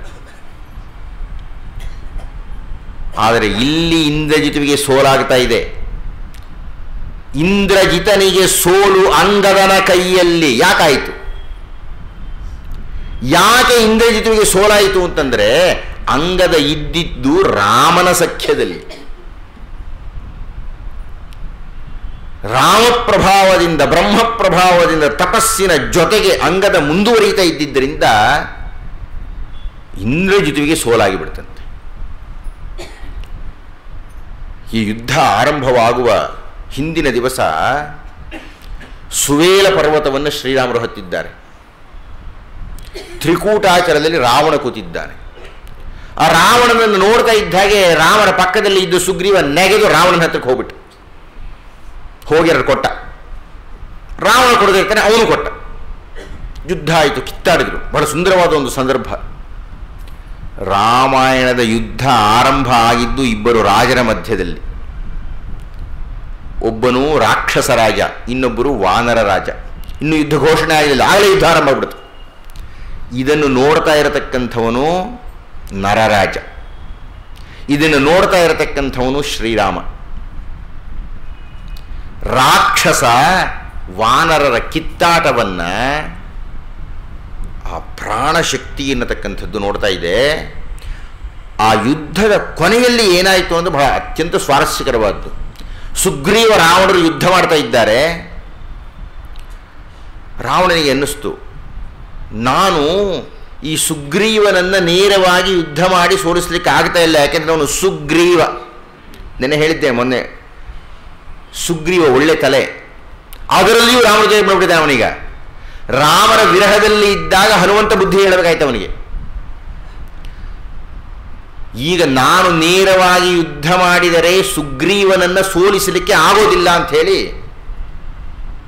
ಅವನು ದಶಗ್ರೀವ. ದಶಗ್ರೀವ ಅಂದರೆ 10 ಇಂದ್ರಿಯಗಳನ್ನು ಪ್ರತಿನಿಧಿಸತಕ್ಕವನವನು. ತನ್ನ ಇಂದ್ರಿಯ ಭ್ರಮೆಯನ್ನು ತೋರಿಸಿ 100 ರಾವಣರಾಗಿ ಬಿಟ್ಟ. ಅಂದರೆ ಜೀವವೊಂದು ಮಾಯಾ ವರ್ತುಲದಲ್ಲಿ ಬಂಧಿತವಾಗಿ ಬಿಟ್ಟಿದೆ. ಸುಗ್ರೀವನಾಗಿದ್ದವನು ಅಂದರೆ ಪ್ರಾಣಧಾರಣ ಮಾಡಿರತಕ್ಕಂಥವನು ಸುತ್ತಲೂ ಮಾಯೆಯಿಂದ ಸೆರೆ ಸಿಕ್ಕಲ್ಪಟ್ಟಿದ್ದಾನೆ. ನೀವು ಮಾಯೆಯ ಪಟಲವನ್ನು ಬರಬೇಕಾದ್ರೆ ಏನು ಮಾಡಬೇಕು ಅಂದರೆ ನಿಮಗೆ ಪರಮಾತ್ಮನ ಸಾನ್ನಿಧ್ಯ ಇರಬೇಕು. ಆ ಮಾಯೆಯನ್ನು ಹರಿದು ಸುಗ್ರೀವನಿಗೆ ಗೊತ್ತಾಗ್ಬಿಡ್ತು. ಯಾವಾಗ ಮಾಯಾರಾವಣರು ಕಾಣಿಸುತ್ತಿದ್ದಾರೋ ನಿಜವಾಗಿ ಏನು ಅಂತ ಗೊತ್ತಾಗ್ತಾ ಇಲ್ಲ. ಆ ನಿಜವನ್ನು ಅರಿಯಬೇಕಾಗಿದ್ದರೆ ಪ್ರಜ್ಞಾನ ಘನನಾಗಿರತಕ್ಕಂಥ ರಾಮನ ಹತ್ತಿರಕ್ಕೆ ಬರಬೇಕು ಅಂತ ಬಂದುಬಿಟ್ಟು. ಶಂಕರರ ಅದ್ವೈತದ ಮಿಂಚು ಕಾಣುವುದು ಇಂಥ ಸಂದರ್ಭದಲ್ಲಿ. ಹಾಗೆ ಈಗ ಆ ಇಂದ್ರಜಿತು ಪ್ರಜ್ಞಾನದ ಸಾನ್ನಿಧ್ಯದಲ್ಲಿ ತಪಸ್ವಿಯ ಜೊತೆಗೆ ಬಂದಂತಹ ಆ ಇಂದ್ರನ ಮೊಮ್ಮಗ ಆ ಅಂಗದನಿಂದ ಸೋಲಿಸಲ್ಪಟ್ಟ.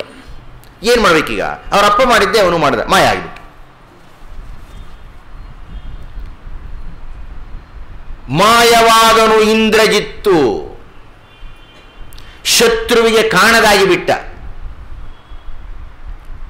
ಮದಿಸಿ ಮೇಘನಾದ ಗರ್ಜಿಸಿ ವಾನರರನ್ನು ಚಚ್ಚುತ್ತಾ ಇದ್ದ, ಕೊಚ್ಚುತ್ತಾ ಇದ್ದ. ಕಣ್ಣಿಗೆ ಕಾಣಿಸ್ತಾ ಇಲ್ಲ, ಎಲ್ಲಿಗೆ ಅಂತ ಯುದ್ಧ ಮಾಡುವುದು.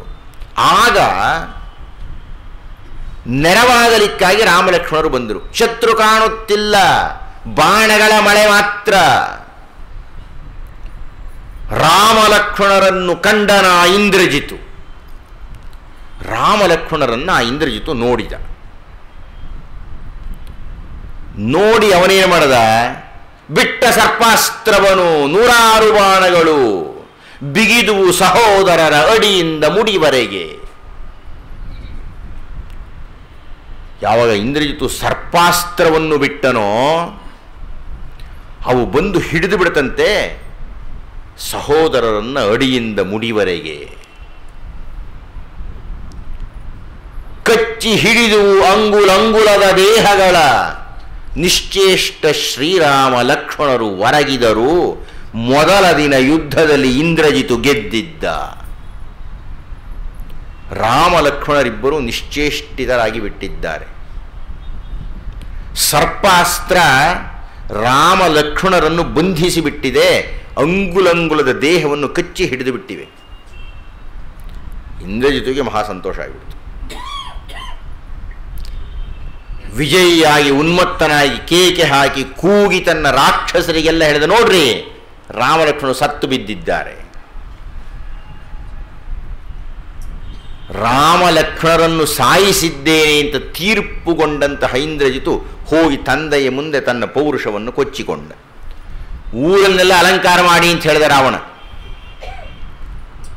ಈಗ ಯಾರಾದ್ರು ಕರ್ಕೊಂಡು ಹೋಗಿ ಸೀತೆಗೆ ತೋರಿಸ್ರಿ ಗಂಡ ಸತ್ತೋಗಿರೋದನ್ನ, ಪುಷ್ಪಕ ವಿಮಾನವನ್ನು ಕಳಿಸ್ತೀನಿ, ಹೋಗಿ ಗಂಡನ ಸಾವನ್ನು ನೋಡಿ ಧೃತಿಗೆಟ್ಟು ಈಗಲಾದರೂ ನನ್ನ ಮಂಚ ಹತ್ತಲಿ.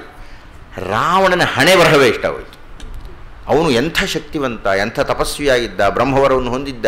ಆ ಒಂದು ದೌರ್ಬಲ್ಯಕ್ಕೆ ಒಳಗಾಗಿ ಹೆಣ್ಣಿನ ಮೋಹಕ್ಕೆ ಬಿದ್ದು ಹೋಗ್ಬಿಟ್ಟ.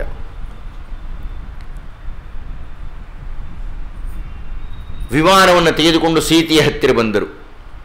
ಸೀತೆಯನ್ನು ವಿಮಾನದಲ್ಲಿ ಹತ್ತಿಸಿಕೊಂಡು ಕರ್ಕೊಂಡು ಹೋಗೋಣ ಅಂತ. ಈ ಕಡೆ ರಾಮ ಲಕ್ಷ್ಮಣರು ಯಾವಾಗ ಬಿದ್ದಿದ್ದಾರೋ ನಾವು ಗಮನಿಸಬೇಕು ಎಲ್ಲರ ಪ್ರತಿಕ್ರಿಯೆಯನ್ನು. ವಿಭೀಷಣ ಏನು ಹೇಳಿದ? ನಾನು ಅನಾಥನಾಗಿ ಬಿಟ್ಟಿದ್ದೇನೆ, ಬಹುಶಃ ರಾಜ್ಯ ಸಿಗುತ್ತೋ ಇಲ್ಲವೋ, ನಮ್ಮ ಅಣ್ಣನನ್ನು ಬೇರೆ ಬಿಟ್ಟು ಬಂದು ಬಿಟ್ಟಿದ್ದೇನೆ, ಈಗ ನಮ್ಮ ಅಣ್ಣ ಗೆದ್ದು ಬಿಡ್ತಾ ಇದ್ದಾನೆ. ಇದು ಶರಣಾಗತಿ ಲಕ್ಷಣ ಅಲ್ಲ ಸ್ವಾಮಿ. ಭೀಷ್ಮಾಚಾರ್ಯ ವಿಭೀಷಣ ಹೋಲಿಸಬಾರ್ದು. ವಿಭೀಷಣನ ಬಾಯಿನಲ್ಲಿ ಇಂಥ ಮಾತು ನಿರೀಕ್ಷೆ ಮಾಡೋಕ್ಕಾಗುತ್ತೇನ್ರಿ? ತಾವು ದಯಮಾಡಿ ವಾಲ್ಮೀಕಿ ರಾಮಾಯಣ ಓದಬೇಕು. ಅನಾಥರಾಗಿಬಿಟ್ಟು ನಾವು ವಾನರ ಸೈನ್ಯ ಹಾಗೂ ನಾನು ಅನಾಥನಾಗಿ ಬಿಟ್ಟಿದ್ದೇನೆ, ಏನಪ್ಪ ಮಾಡೋದು ಅಂತ ಒತ್ತಾಡ್ತಾ ಕೂತ್ಕೊಳ್ತಾನೆ. ಸುಗ್ರೀವನಿಗೆ ಸಮಾಧಾನ ಹೇಳ್ತಾನೆ, ಆ ಕಪಿಗಳೆಲ್ಲ ನನ್ನನ್ನೇ ಇಂದ್ರಜಿತು ಅಂತ ಹೆದರ್ಕೊಂಡು ಓಡೋಗ್ತಾ ಇದ್ದಾರೆ, ನಾನು ಹೋಗಿ ಅವರಿಗೆಲ್ಲ ಸಮಾಧಾನ ಹೇಳ್ತೀನಿ. ಆದರೆ ನೀನು ಈಗ ಎಚ್ಚರವಾಗಿದ್ದು ಶುಶ್ರೂಷೆ ಮಾಡು, ಮಂತ್ರಪೂತ ಜಲವನ್ನು ಕಣ್ಣಿಗೆ ಹಚ್ಚುವ ಅಂತ ಹೇಳ್ತಾರೆ. ಈ ಸಂದರ್ಭದಲ್ಲಿ ಒಂದು ಪುಟ್ಟ ವಿಷಯವನ್ನು ನಾನು ಮಾತಾಡಬೇಕು. ಹಿಂದಿನ ಸುಮಾರು ಒಂದು 6 ತಿಂಗಳ ಹಿಂದೆ ಯಾವುದೋ ಉಪನ್ಯಾಸವನ್ನು ಕೊಡ್ತಾ ಇದ್ದಾಗ ರಾಮ ಲಕ್ಷ್ಮಣಾದಿಗಳ ಜನನದ ಬಗ್ಗೆ ಸೂಚ್ಯವಾಗಿ ಮಾತಾಡಿದ್ದೆ. ಈಗ ನನಗೆ ಅದಕ್ಕೆ ಅತ್ಯಂತ ಪ್ರಧಾನವಾದ ಸಂದರ್ಭ. ವಾಲ್ಮೀಕಿ ರಾಮಾಯಣದಲ್ಲಿ ಇಲ್ಲದೇ ಇರತಕ್ಕಂಥ ಒಂದು ಘಟನೆಯನ್ನು ಲಕ್ಷ್ಮಣನನ್ನು ಆದಿಶೇಷನ ಅವತಾರ ಅಂತ ಕರೀತಾರೆ. ಅದಕ್ಕೆ ವಾಲ್ಮೀಕಿ ರಾಮಾಯಣದಲ್ಲಿ ಎಲ್ಲೂ ಆಧಾರ ಇಲ್ಲ. ಕೃತ್ವಾತ್ಮಾನಂ ಚತುರ್ವಿಧಂ ಅಂತ ರಾಮ ಹೇಳ್ತಾನೆ, ವಿಷ್ಣು ಹೇಳ್ತಾನೆ. ನಾನು ನನ್ನ ಆತ್ಮವನ್ನು 4 ಭಾಗ ಮಾಡಿಕೊಂಡು ಹುಟ್ಟುತ್ತೀನಿ ಅಂತ. ಕೃತ್ವಾತ್ಮಾನಂ ಚತುರ್ವಿಧಂ ಪಿತರಂ ರೋಚಯಾಮಾಸ ತದಾ ದಶರಥಂ ನೃಪಂ. ನನ್ನ ಪ್ರಶ್ನೆ ಇಷ್ಟೇನೆ, ಅಕಸ್ಮಾತ್ ಲಕ್ಷ್ಮಣ ಆದಿಶೇಷನ ಅವತಾರವಾಗಿದ್ದರೆ ಈ ಸರ್ಪಾಸ್ತ್ರವನ್ನು ಹಿಡಿಯೋಕ್ಕಾಗ್ತಿದ್ದೇನ್ರಿ? ಪುಟಾಣಿ ಸರ್ಪಾಸ್ತ್ರ ಅದು, ಆದಿಶೇಷ. ಆದಿಶೇಷ ಅವತಾರವಾಗಿ ಲಕ್ಷ್ಮಣ ಬರಲಿಲ್ಲ, ಲಕ್ಷ್ಮಣನೂ ವಿಷ್ಣುವಿನ ಅಂಶವೇ.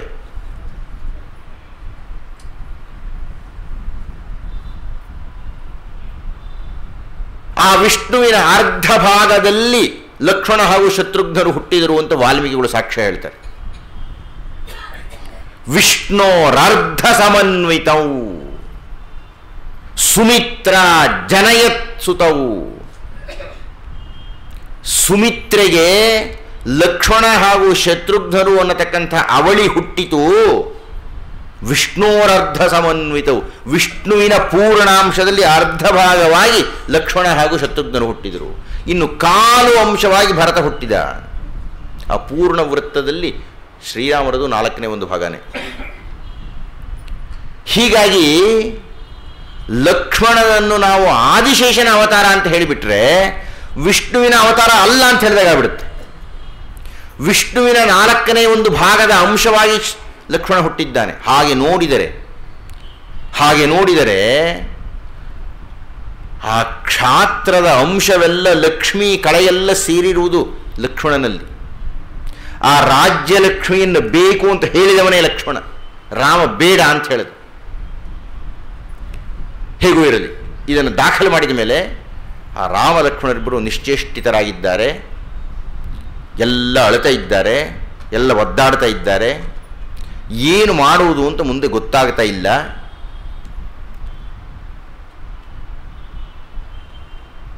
ಸೀತೆ ವಿಮಾನದಲ್ಲಿ ಬಂದಿದ್ದಾಳೆ, ನೋಡು ಅಂತ ಹೇಳಿದರು. ಸೀತೆ ನೋಡಿದ್ಲು. ಗಂಡ ಮೈಯೆಲ್ಲ ಗಾಯ ಆಗಿಬಿಟ್ಟಿದೆ, ಆ ಮರಳ ಮೇಲೆ ಅನಾಥನಾಗಿ ಬಿದ್ದುಬಿಟ್ಟಿದ್ದಾನೆ.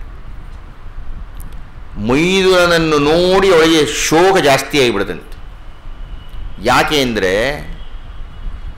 ಲಕ್ಷ್ಮಣನಂತಹ ಲಕ್ಷ್ಮಣ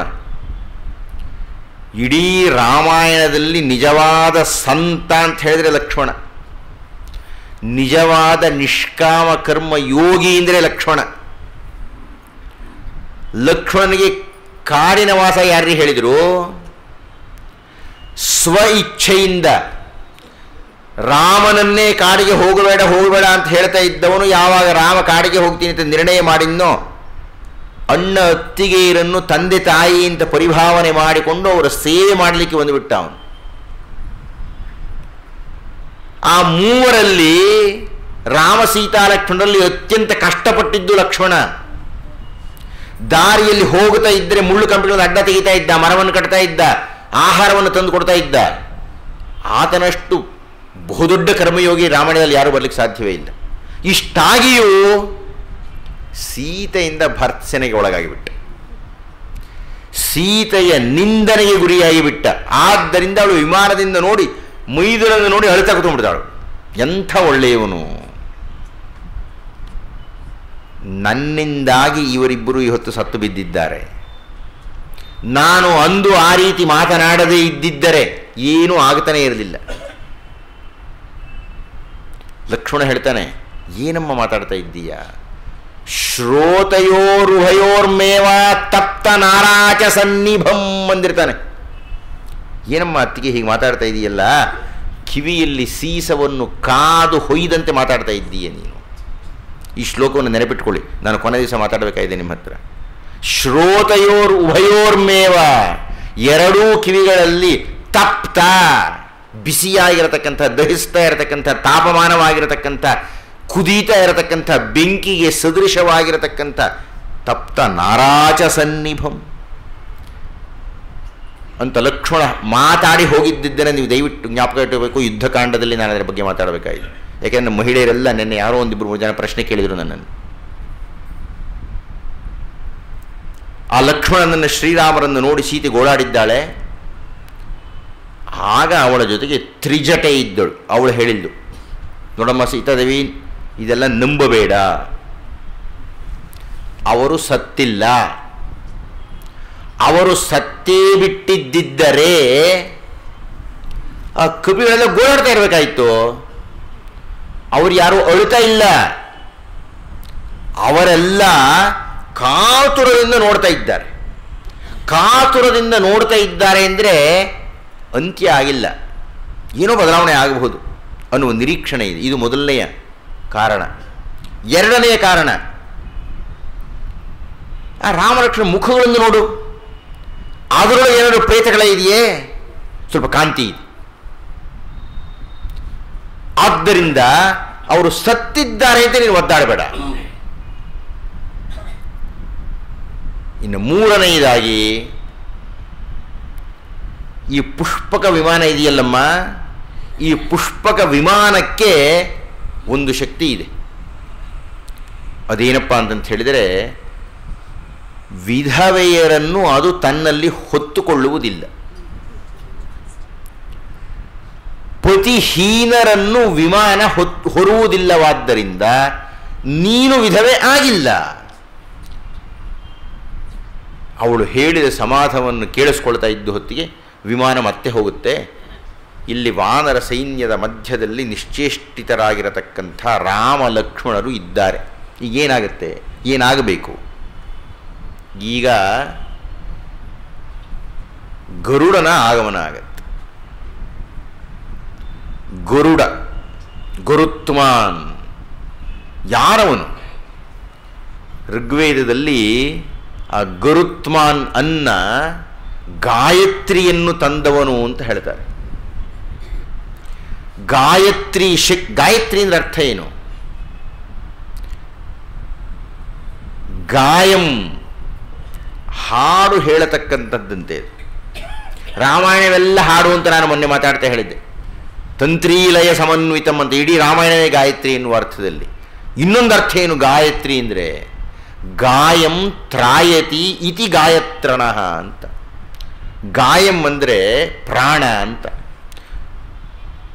ಪ್ರಾಣ ಅಪಾನ ವ್ಯಾನ ಉದಾನ ಸಮಾನ ಅನ್ನತಕ್ಕಂಥ 5 ಪ್ರಾಣಗಳನ್ನು ತ್ರಾಯಂತಿ ರಕ್ಷಣೆ ಮಾಡತಕ್ಕದ್ದು ಗಾಯತ್ರಿ ಅಂತ. ಗಮನಿಸಿ, ಈಗ ಆ ಗಾಯತ್ರಿಯನ್ನು, ಆ ಪ್ರಾಣಧಾರಣ ಶಕ್ತಿಯನ್ನು, ವೇದಗಳಲ್ಲಿ ವರ್ಣಿತವಾಗಿರತಕ್ಕಂತಹ ಗಾಯತ್ರಿ ಅಕ್ಷರಗಳನ್ನು ತಂದಂತಹ ಗರುಡ ಈಗ ಆಗಮಿಸಿದ್ದಾನೆ ರಾಮ ಲಕ್ಷ್ಮಣರ ಹತ್ತಿರಕ್ಕೆ. ಆ ಗರುಡನ ಆಗಮನ ಆಗ್ತಾ ಇದ್ದಾಗೆ ಸರ್ಪಗಳೆಲ್ಲ ಓಡಿ ಹೋಗ್ಬಿಟ್ವು. ರಾಮ ಲಕ್ಷ್ಮಣರಿಗೆ ಕಳೆ ಬಂದುಬಿಡ್ತು. ಎದ್ದು ಕೂತ್ಕೊಂಡ್ಬಿಟ್ರು. ಶ್ರೀರಾಮರು ಕೇಳ್ತಾರೆ, ಮಹಾನುಭಾವ ಯಾರಯ್ಯ ನೀನು? ರಾಮ, ಗರುಡ ನಂಗೆ ಗೊತ್ತು ಅಂತ ಕರೆಯೋಕ್ಕಾಗತ್ಯೆ? ಮನುಷ್ಯ ಅವನು. ಯಾರಯ್ಯ ಮಹಾನುಭಾವ ನೀನು? ಇಷ್ಟು ತೇಜಸ್ವಿಯಾಗಿದ್ದೀಯಾ? ಯಾವ ಕಾರಣದಿಂದ ಬಂದಪ್ಪ? ಗರುಡ ಹೇಳ್ತಾನೆ, ನಾನು ಯಾರು ಒಂದು ಗೊತ್ತಿಲ್ಲ ನಿನಗೆ, ನಾನು ನಿನ್ನ ಪ್ರಾಣ ಕಣಪ್ಪ ಅಂತಾನು. ನಾನು ನಿನ್ನ ಪ್ರಾಣನಾಗಿದ್ದೇನೆ, ಏನೋ ಸ್ವಲ್ಪ ಹೆಚ್ಚು ಕಮ್ಮಿ ಹತ್ರ ಬಂದಿದ್ದೇನೆ ಅಷ್ಟೇನೆ. ಆದರೆ ಈಗ ನಮ್ಮ ಮುಂದೆ ಒಂದು ಪ್ರಶ್ನೆ ಇದೆ, ಅದಕ್ಕೆ ಗರುಡ ಉತ್ತರ ಕೊಡ್ತಾನೆ. ರಾಮನನ್ನು ನಾವು ಇಷ್ಟೊಂದು ದೈವಾಂಶ ಸಂಭೂತ, ದೈವ, ನಾರಾಯಣನ ಇದೆಲ್ಲ ಮಾತಾಡ್ತಾ ಇದ್ದೇವಲ್ಲ, ಅಂತಹ ರಾಮನೇ ಮೂರ್ಛಿತನಾಗಿ ಬಿಡಬೇಕೆ? ಈಗ ಇಂದ್ರಜಿತುವೆ ಗೆದ್ದು ಬಿಡಬೇಕೆ? ಆ ನಾರಾಯಣನ ಅಂಶವನ್ನು ಹೊಂದಿ ಆ ಬ್ರಹ್ಮನಿಂದ ಹೊರಪಡೆದಂಥ ಜುಜುಬಿ ಅವನು ಇಂದ್ರಜಿತು. ಅಂಥದ್ದು ನಾರಾಯಣನೇ ಹೊರಗೆ ಬಿಟ್ನಲ್ಲ, ರಾಮನೇ ಸೋತು ಹೋದನಲ್ಲ, ಯುದ್ಧದ ಮೊದಲ ದಿವಸದಲ್ಲಿಯೇ ಹೀಗಾಗಿಬಿಡ್ತಲ್ಲ. ಇದಕ್ಕೇನಾದರೂ ಕಾರಣ ಉಂಟೆ? ಗರುಡ ಉತ್ತರ ಹೇಳ್ತಾನೆ ಅದಕ್ಕೆ. ಯಾವಾಗಲೂ ಧಾರ್ಮಿಕವಾಗಿ ಚಲಿಸತಕ್ಕವರು ಧರ್ಮ ಮಾರ್ಗದಲ್ಲಿಯೇ ಹೋಗ್ತಾ ಇರ್ತಾರೆ. ಅವರಿಗೆ ಕುಟಿಲತೆ ಗೊತ್ತಾಗೋದಿಲ್ಲ. ಎಲ್ಲಿಯ ತನಕ ಇಂದ್ರಜಿತು ನೇರವಾಗಿ ಯುದ್ಧ ಮಾಡುತ್ತಿದ್ದನೋ ಅಲ್ಲಿಯ ತನಕ ಅಂಗದ ಗೆದ್ದಿದ್ದ. ನೀನೇ ಗೆಲ್ಲಬೇಕಾಗಿಲ್ಲ, ನಿನ್ನ ಭಕ್ತ, ನಿನ್ನ ಶಿಷ್ಯ, ಒಬ್ಬ ವಾನರ ಮುಖ್ಯಸ್ಥ ಗೆದ್ದುಬಿಟ್ಟಿದ್ದ ಇಂದ್ರಜಿತುವನ್ನು. ಆದರೆ ಯಾವಾಗ ಇಂದ್ರಜಿತು ಮಾಯೆಯನ್ನು ಆಧರಿಸಿದನೋ, ಮತ್ತೆ ಮತ್ತೆ ಈ ಪದಗಳು ಬಹಳ ಪ್ರಧಾನವಾದದ್ದು. ಮಾಯೆ ಎನ್ನತಕ್ಕಂಥದ್ದು ನಿಜ ಅಲ್ಲ, ದಿಟ ಅಲ್ಲ. ವಿಷ್ಣು ದುರ್ಗಾ ಸಪ್ತಶತಿಯಲ್ಲಿ ಆ ಮಾಯಾಬಂಧಿತನಾಗಿ ಮೋಹಿತನಾಗಿ ಮಲಗಿದ್ದ. ಆಗ ಆ ಲಲಿತಾದೇವಿ ಆ ಮಾಯೆಯನ್ನು ನಿವಾರಣೆ ಮಾಡಿ ವಿಷ್ಣುವಿಗೆ ಚೈತನ್ಯವನ್ನು ಕೊಟ್ಟಳು. ಅಂದರೆ ಮಾಯಾಬಂಧಿತನಾಗಿದ್ದಾಗ ಜ್ಞಾನಿನಾಮಪಿ ಚೈತಾಂಸಿ, ದುರ್ಗಾ ಸಪ್ತಶತಿಯಲ್ಲಿ ಬರುತ್ತೆ. ಎಂಥ ಮಹಾ ಮಹಾ ಮಹಾಜ್ಞಾನಿಯಾದರೂ ಕೂಡ ಮಾಯಾಬಂಧಿತನಾಗಿ ಬಿದ್ದಾಗ ಅವನು ನಿಷ್ಕ್ರಿಯನಾಗಿ ಬಿಡ್ತಾನೆ. ನಮಗೆ ಅನಿಸುತ್ತೆ ಎಷ್ಟೋ ಜನಕ್ಕೆ, ಎಂಥ ದೊಡ್ಡ ಮನುಷ್ಯ ಕಣಯ್ಯ ಅವನು, ಎಷ್ಟು ಪ್ರಜ್ಞಾವಂತನಯ್ಯ, ಎಷ್ಟು ವಿವೇಕನಯ್ಯ, ಹೀಗೆ ಮಾಡಿಬಿಟ್ನಾ ಅಂತೀವಿ ನಾವು. ಅಂದರೆ ಹಾಗೆ ಮಾಡಿಬಿಟ್ನಲ್ಲ ಅವನು ವಿವೇಕಿ ಅನ್ನತಕ್ಕಂಥದ್ದು ಮಾಯಿಗೆ ಬದ್ಧನಾಗಿ ಬಿಡ್ತಾನೆ. ಇದನ್ನು ಶ್ರೀರಾಮರು ಹೇಳಬೇಕಾಗಿತ್ತು, ಶ್ರೀಕೃಷ್ಣ ಅಲ್ವಲ್ಲ ಮಾಯೆ ನನ್ನ ಕೈಯಲ್ಲಿ ಮುಷ್ಟಿಯಲ್ಲಿದೆ ಅಂತ ಹೇಳಲಿಕ್ಕೆ. ಯಾದೇವಿ ಸರ್ವಭೂತೇಶು ವಿಷ್ಣು ಮಾಯೇನ ಶಬ್ದಿತ. ಆ ಮಾಯೆ ಅನ್ನತಕ್ಕಂಥದ್ದು ವಿಷ್ಣು ಮಾಯೆ, ಆ ವಿಷ್ಣುವಿಗೆ ಸಹೋದರಿ ಇದ್ದಂತೆ. ಕೃಷ್ಣ ಆದರೆ ಹೇಳ್ತಾನೆ, ಏ ಮಾಯೆ ನೀನು ಮಗುವಾಗಿ ಹೋಗಿ ಕಂಸರಿಗೆ ಹೆದರಿಸು ಅಂತಾನು.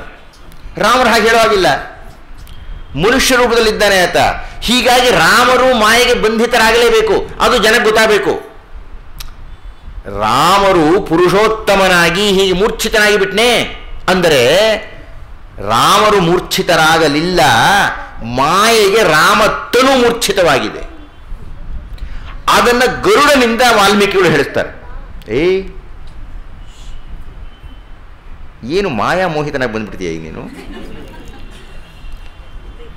ಗರುಡ ಈ ತತ್ವವನ್ನು ನಾನು ಯಾಕೆ ವಿಸ್ತರಿಸ್ತಾ ಇದ್ದೇನೆ ಅಂದರೆ ಈ ಪ್ರಶ್ನೆಯನ್ನು ಬಹಳ ಮಂದಿ ಕೇಳಿದ್ದಾರೆ. ರಾಮರು ಇಂದ್ರಜಿತುವಿನಿಂದ ಸೋಲಬೇಕಾಯಿತು ಅಂದರೆ ರಾಮರ ಸೋಲಲ್ಲ, ಅದು ಮಾಯೆಗೆ ಬಂಧಿತವಾದಂತಹ ಜ್ಞಾನದ ಸೋಲದು. ರಾಮರು ಮನುಷ್ಯ ಮಿತಿಯಲ್ಲಿ ಇದ್ದದ್ದರಿಂದ ಅದನ್ನು ಒಪ್ಪಿಕೊಳ್ಳಬೇಕು. ಹನುಮಂತ ಹೇಗೆ ಇಂದ್ರಜಿತುವಿನ ಬ್ರಹ್ಮಾಸ್ತ್ರಕ್ಕೆ ತನ್ನನ್ನು ಒಪ್ಪಿಸಿಕೊಂಡನೋ, ಅದನ್ನು ಮೀರಲಿಕ್ಕೆ ಒಳಗಾಗದೇ ಇರಲಿಕ್ಕೆ ಸಾಧ್ಯ ಇದ್ದರೂ ಹೇಗೆ ಒಪ್ಪಿಸಿಕೊಂಡನೋ, ಶ್ರೀರಾಮರು ಕೊಂಚ ಕಾಲ ಹಾಗೆ ಒಪ್ಪಿಸಿಕೊಳ್ಳಬೇಕಾಯಿತು. ಅದನ್ನು ನೇರವಾಗಿ ದೃಶ್ಯವಾಗಿ ಗರುಡ ಬಂದು ನಿವಾರಣೆ ಮಾಡಿ ಅದರ ಕಾರಣವನ್ನು ಹೇಳಬೇಕು. ಈ ಸಂದರ್ಭದಲ್ಲಿ ರಾಮನಿಂದ ವಾಲ್ಮೀಕಿಗಳು ಒಂದೆರಡು ಮಾತುಗಳನ್ನು ಹೇಳಿಸ್ತಾರೆ ಲಕ್ಷ್ಮಣನ ಬಗ್ಗೆ. ಲಕ್ಷ್ಮಣನ ಅವಸ್ಥೆಯನ್ನು ನೋಡಿ ರಾಮರು ಎಂಥ ಉದಾತ್ತವಾದ ಉನ್ನತವಾದ ಮಹಾಪ್ರಧಾನವಾದ ಸ್ಥಾನವನ್ನು ಲಕ್ಷ್ಮಣನಿಗೆ ಕೊಟ್ಟು ಬಿಟ್ಟಿದ್ದರು ಅಂದರೆ, ರಾಮರ ಮಾತು ಗಮನಿಸಿ. ಶಕ್ಯ ಸೀತಾ ಸಮಾನಾರಿ ಮರ್ತ್ಯಲೋಕೆ ವಿಚಿನ್ವತ ನ ಲಕ್ಷ್ಮಣ ಸಮೋಭ್ರಾತ ಸಚಿವ ಸಾಂಪರಾಯಿಕ. ಸೀತೆಯೇ ಪರಮಸಾಧ್ವಿ.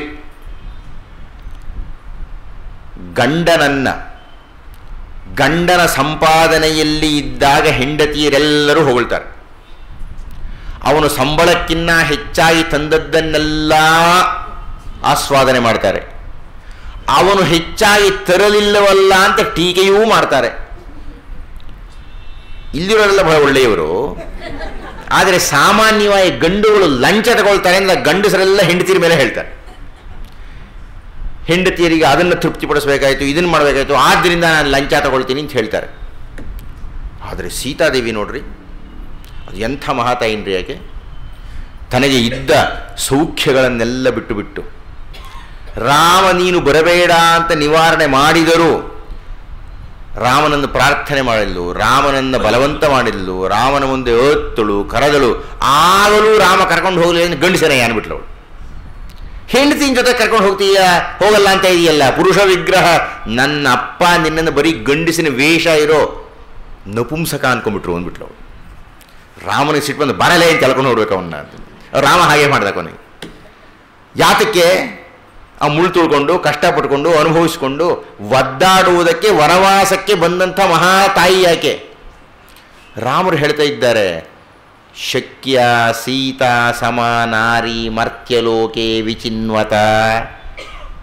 ಅಕಸ್ಮಾತ್ ಹುಡುಕಿಬಿಟ್ರೆ ಸೀತೆ ಅಂತಹ ಮತ್ತೊಂದು ಹೆಣ್ಣು ಸಿಕ್ಬಿಡ್ತೆ ಕಣೆ. ಆದರೆ ನ ಲಕ್ಷ್ಮಣ ಸಮೋಭ್ರಾತ ಸಚಿವ ಸಾಂಪರಾಯಿಕ. ಆದರೆ ಲಕ್ಷ್ಮಣನಂತಹ ಸಹೋದರ ಸಿಗೋದೇ ಇಲ್ವಲ್ಲಪ್ಪ. ಅವನು ಬಿದ್ದೋಗ್ಬಿಟ್ಟಿದ್ದಾನೆ ಈಗ. ಸುರುಷ್ಟೇನಾಪಿ ವೀರೇಣ ಲಕ್ಷ್ಮಣೇನ ಸಂಸ್ಮರೇ ಪುರುಷಂ ವಿಪ್ರಿಯಂ ವಾಪಿ ಶ್ರಾವಿತಂತು ಕದಾಚನ. ರಾಮರು ಹೇಳ್ತಾ ಇದ್ದಾರೆ. ಹಾಗೆ ಹೇಳ್ತಾ ರಾಮರಿಗೆ ಕೆಲವು ಸಂದರ್ಭಗಳಲ್ಲಿ ಕೊಂಚ ಪಶ್ಚಾತ್ತಾಪ ಆಗಿಬಿಟ್ಟಿದೆ ಲಕ್ಷ್ಮಣನ ವಿಷಯದಲ್ಲಿ. ಲಕ್ಷ್ಮಣ ಎಂಥ ಅಮೂಲ್ಯವಾದ ತಮ್ಮ ಅಂದರೆ, ಅದ್ಭುತವಾದ ತಮ್ಮ ಅಂತಂತ ಹೇಳಿದರೆ, ಪ್ರಾರಂಭದಲ್ಲಿ ರಾಮರಿಗೆ ಸಿಂಹಾಸನ ತಪ್ಪಿತು ಅಂತ ಹೇಳಿದಾಗ ಕಿತ್ತಾಡಿ ಬಿಟ್ಟಿದ್ದ ಅವನು ರಾಮನ ಜೊತೆಗೆ. ರಾಮನನ್ನು ನಿಲ್ಲಿಸಿ ಗಟ್ಟಿಸಿ ಕೇಳಿದ್ದ. ಎಂಥ ಅದ್ಭುತವಾದ ಮಾತುಗಳನ್ನು ಹೇಳಿ ರಾಮನನ್ನು ಕೇಳಿದ್ದ. ನೆನೆ ಮಾತಾಡ್ತಾ ಸೂಚ್ಯವಾಗಿ ಹೇಳಿದ್ದೆ ನಾನು.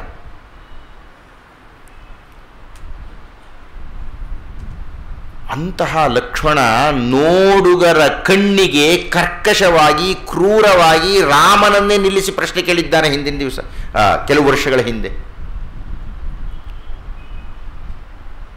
ಹಾಗೆಲ್ಲ ಲಕ್ಷ್ಮಣ ಕೂಗಾಡಿದ್ದಕ್ಕೆ ಕಾರಣ ಏನಪ್ಪ ಅಂದರೆ ರಾಮ ಚೆನ್ನಾಗಿರಬೇಕು, ರಾಮನಿಗೆ ಅನುಕೂಲ ಆಗಬೇಕು ಅಂತ. ಮತ್ತು ಈ ಸೀತಾ ಸಂದರ್ಭದಲ್ಲಿ ಏನಾಗ್ಬಿಡ್ತು, ಶ್ರೀರಾಮರನ್ನು ನೆನಪಿಸ್ಕೊಂಡು ಹೇಳ್ತಾರೆ, ಪುರುಷಂ ವಿಪ್ರಿಯಂ ವಾಪಿ.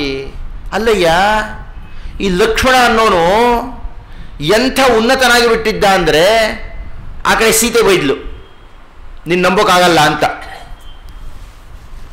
ಸೀತೆ ನೂಕಿದಳು ಇವನ್ನ ಹೊರಗಡೆಗೆ. ಏನು ಮಾಡ್ತಾನೆ ಲಕ್ಷ್ಮಣ ಪಾಪ? ಮೊದಲು ಹೋಗು ಒಂದ್ಲು, ಹೋಗಲ್ಲ ಅಂತ ಹೇಳ್ದ. ಓಹೋ, ನಿನ್ನ ಕಣ್ಣು ಹಾಕ್ತಾ ಇದೆಯಾ ಇಲ್ಲಿ ಅಂದ್ಬಿಟ್ಲು. ಏನು ಮಾಡ್ತಾನೆ ಲಕ್ಷ್ಮಣ? ಹೊರಕ್ಕೆ ಬಂದ. ಹೊರಗೆ ಬಂದ ಮೇಲೆ ರಾಮ ಹತ್ರ ಬೈಸ್ಕೊಂಡ, ಯಾಕೋ ಬಂದೆ ಎಂದರು. ಹೌದಪ್ಪ, ಅವಳು ಹೇಳ್ತಾಳೆ, ಅವಳು ಹೇಳಿದ ತಕ್ಷಣಕ್ಕೆ ಬಂದ್ಬಿಡದ ನೀನು ಒಂದ ರಾಮ. ಹೆಂಗಸರು ಹೇಳ್ತಾರೆ ಕಣಯ್ಯ, ನೀನೆಂಥ ಗಂಡಸು ಒಂದ.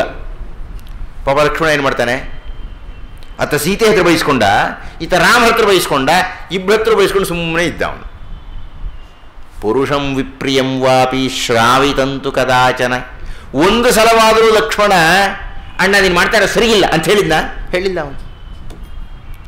ಇಬ್ಬರ ಹತ್ರನೂ ಬಯಸ್ಕೊಂಡು ಎರಡು ನೋವನ್ನೂ ತಗೊಂಡು ಎರಡು ಬಂಡೆಗಳ ಮಧ್ಯೆ ಅಪ್ಪಚ್ಚಿಯಾಗಿ ಸ್ಥಿತಪ್ರಜ್ಞನಾಗಿ ಇದ್ದುಬಿಟ್ಟ ಲಕ್ಷ್ಮಣ.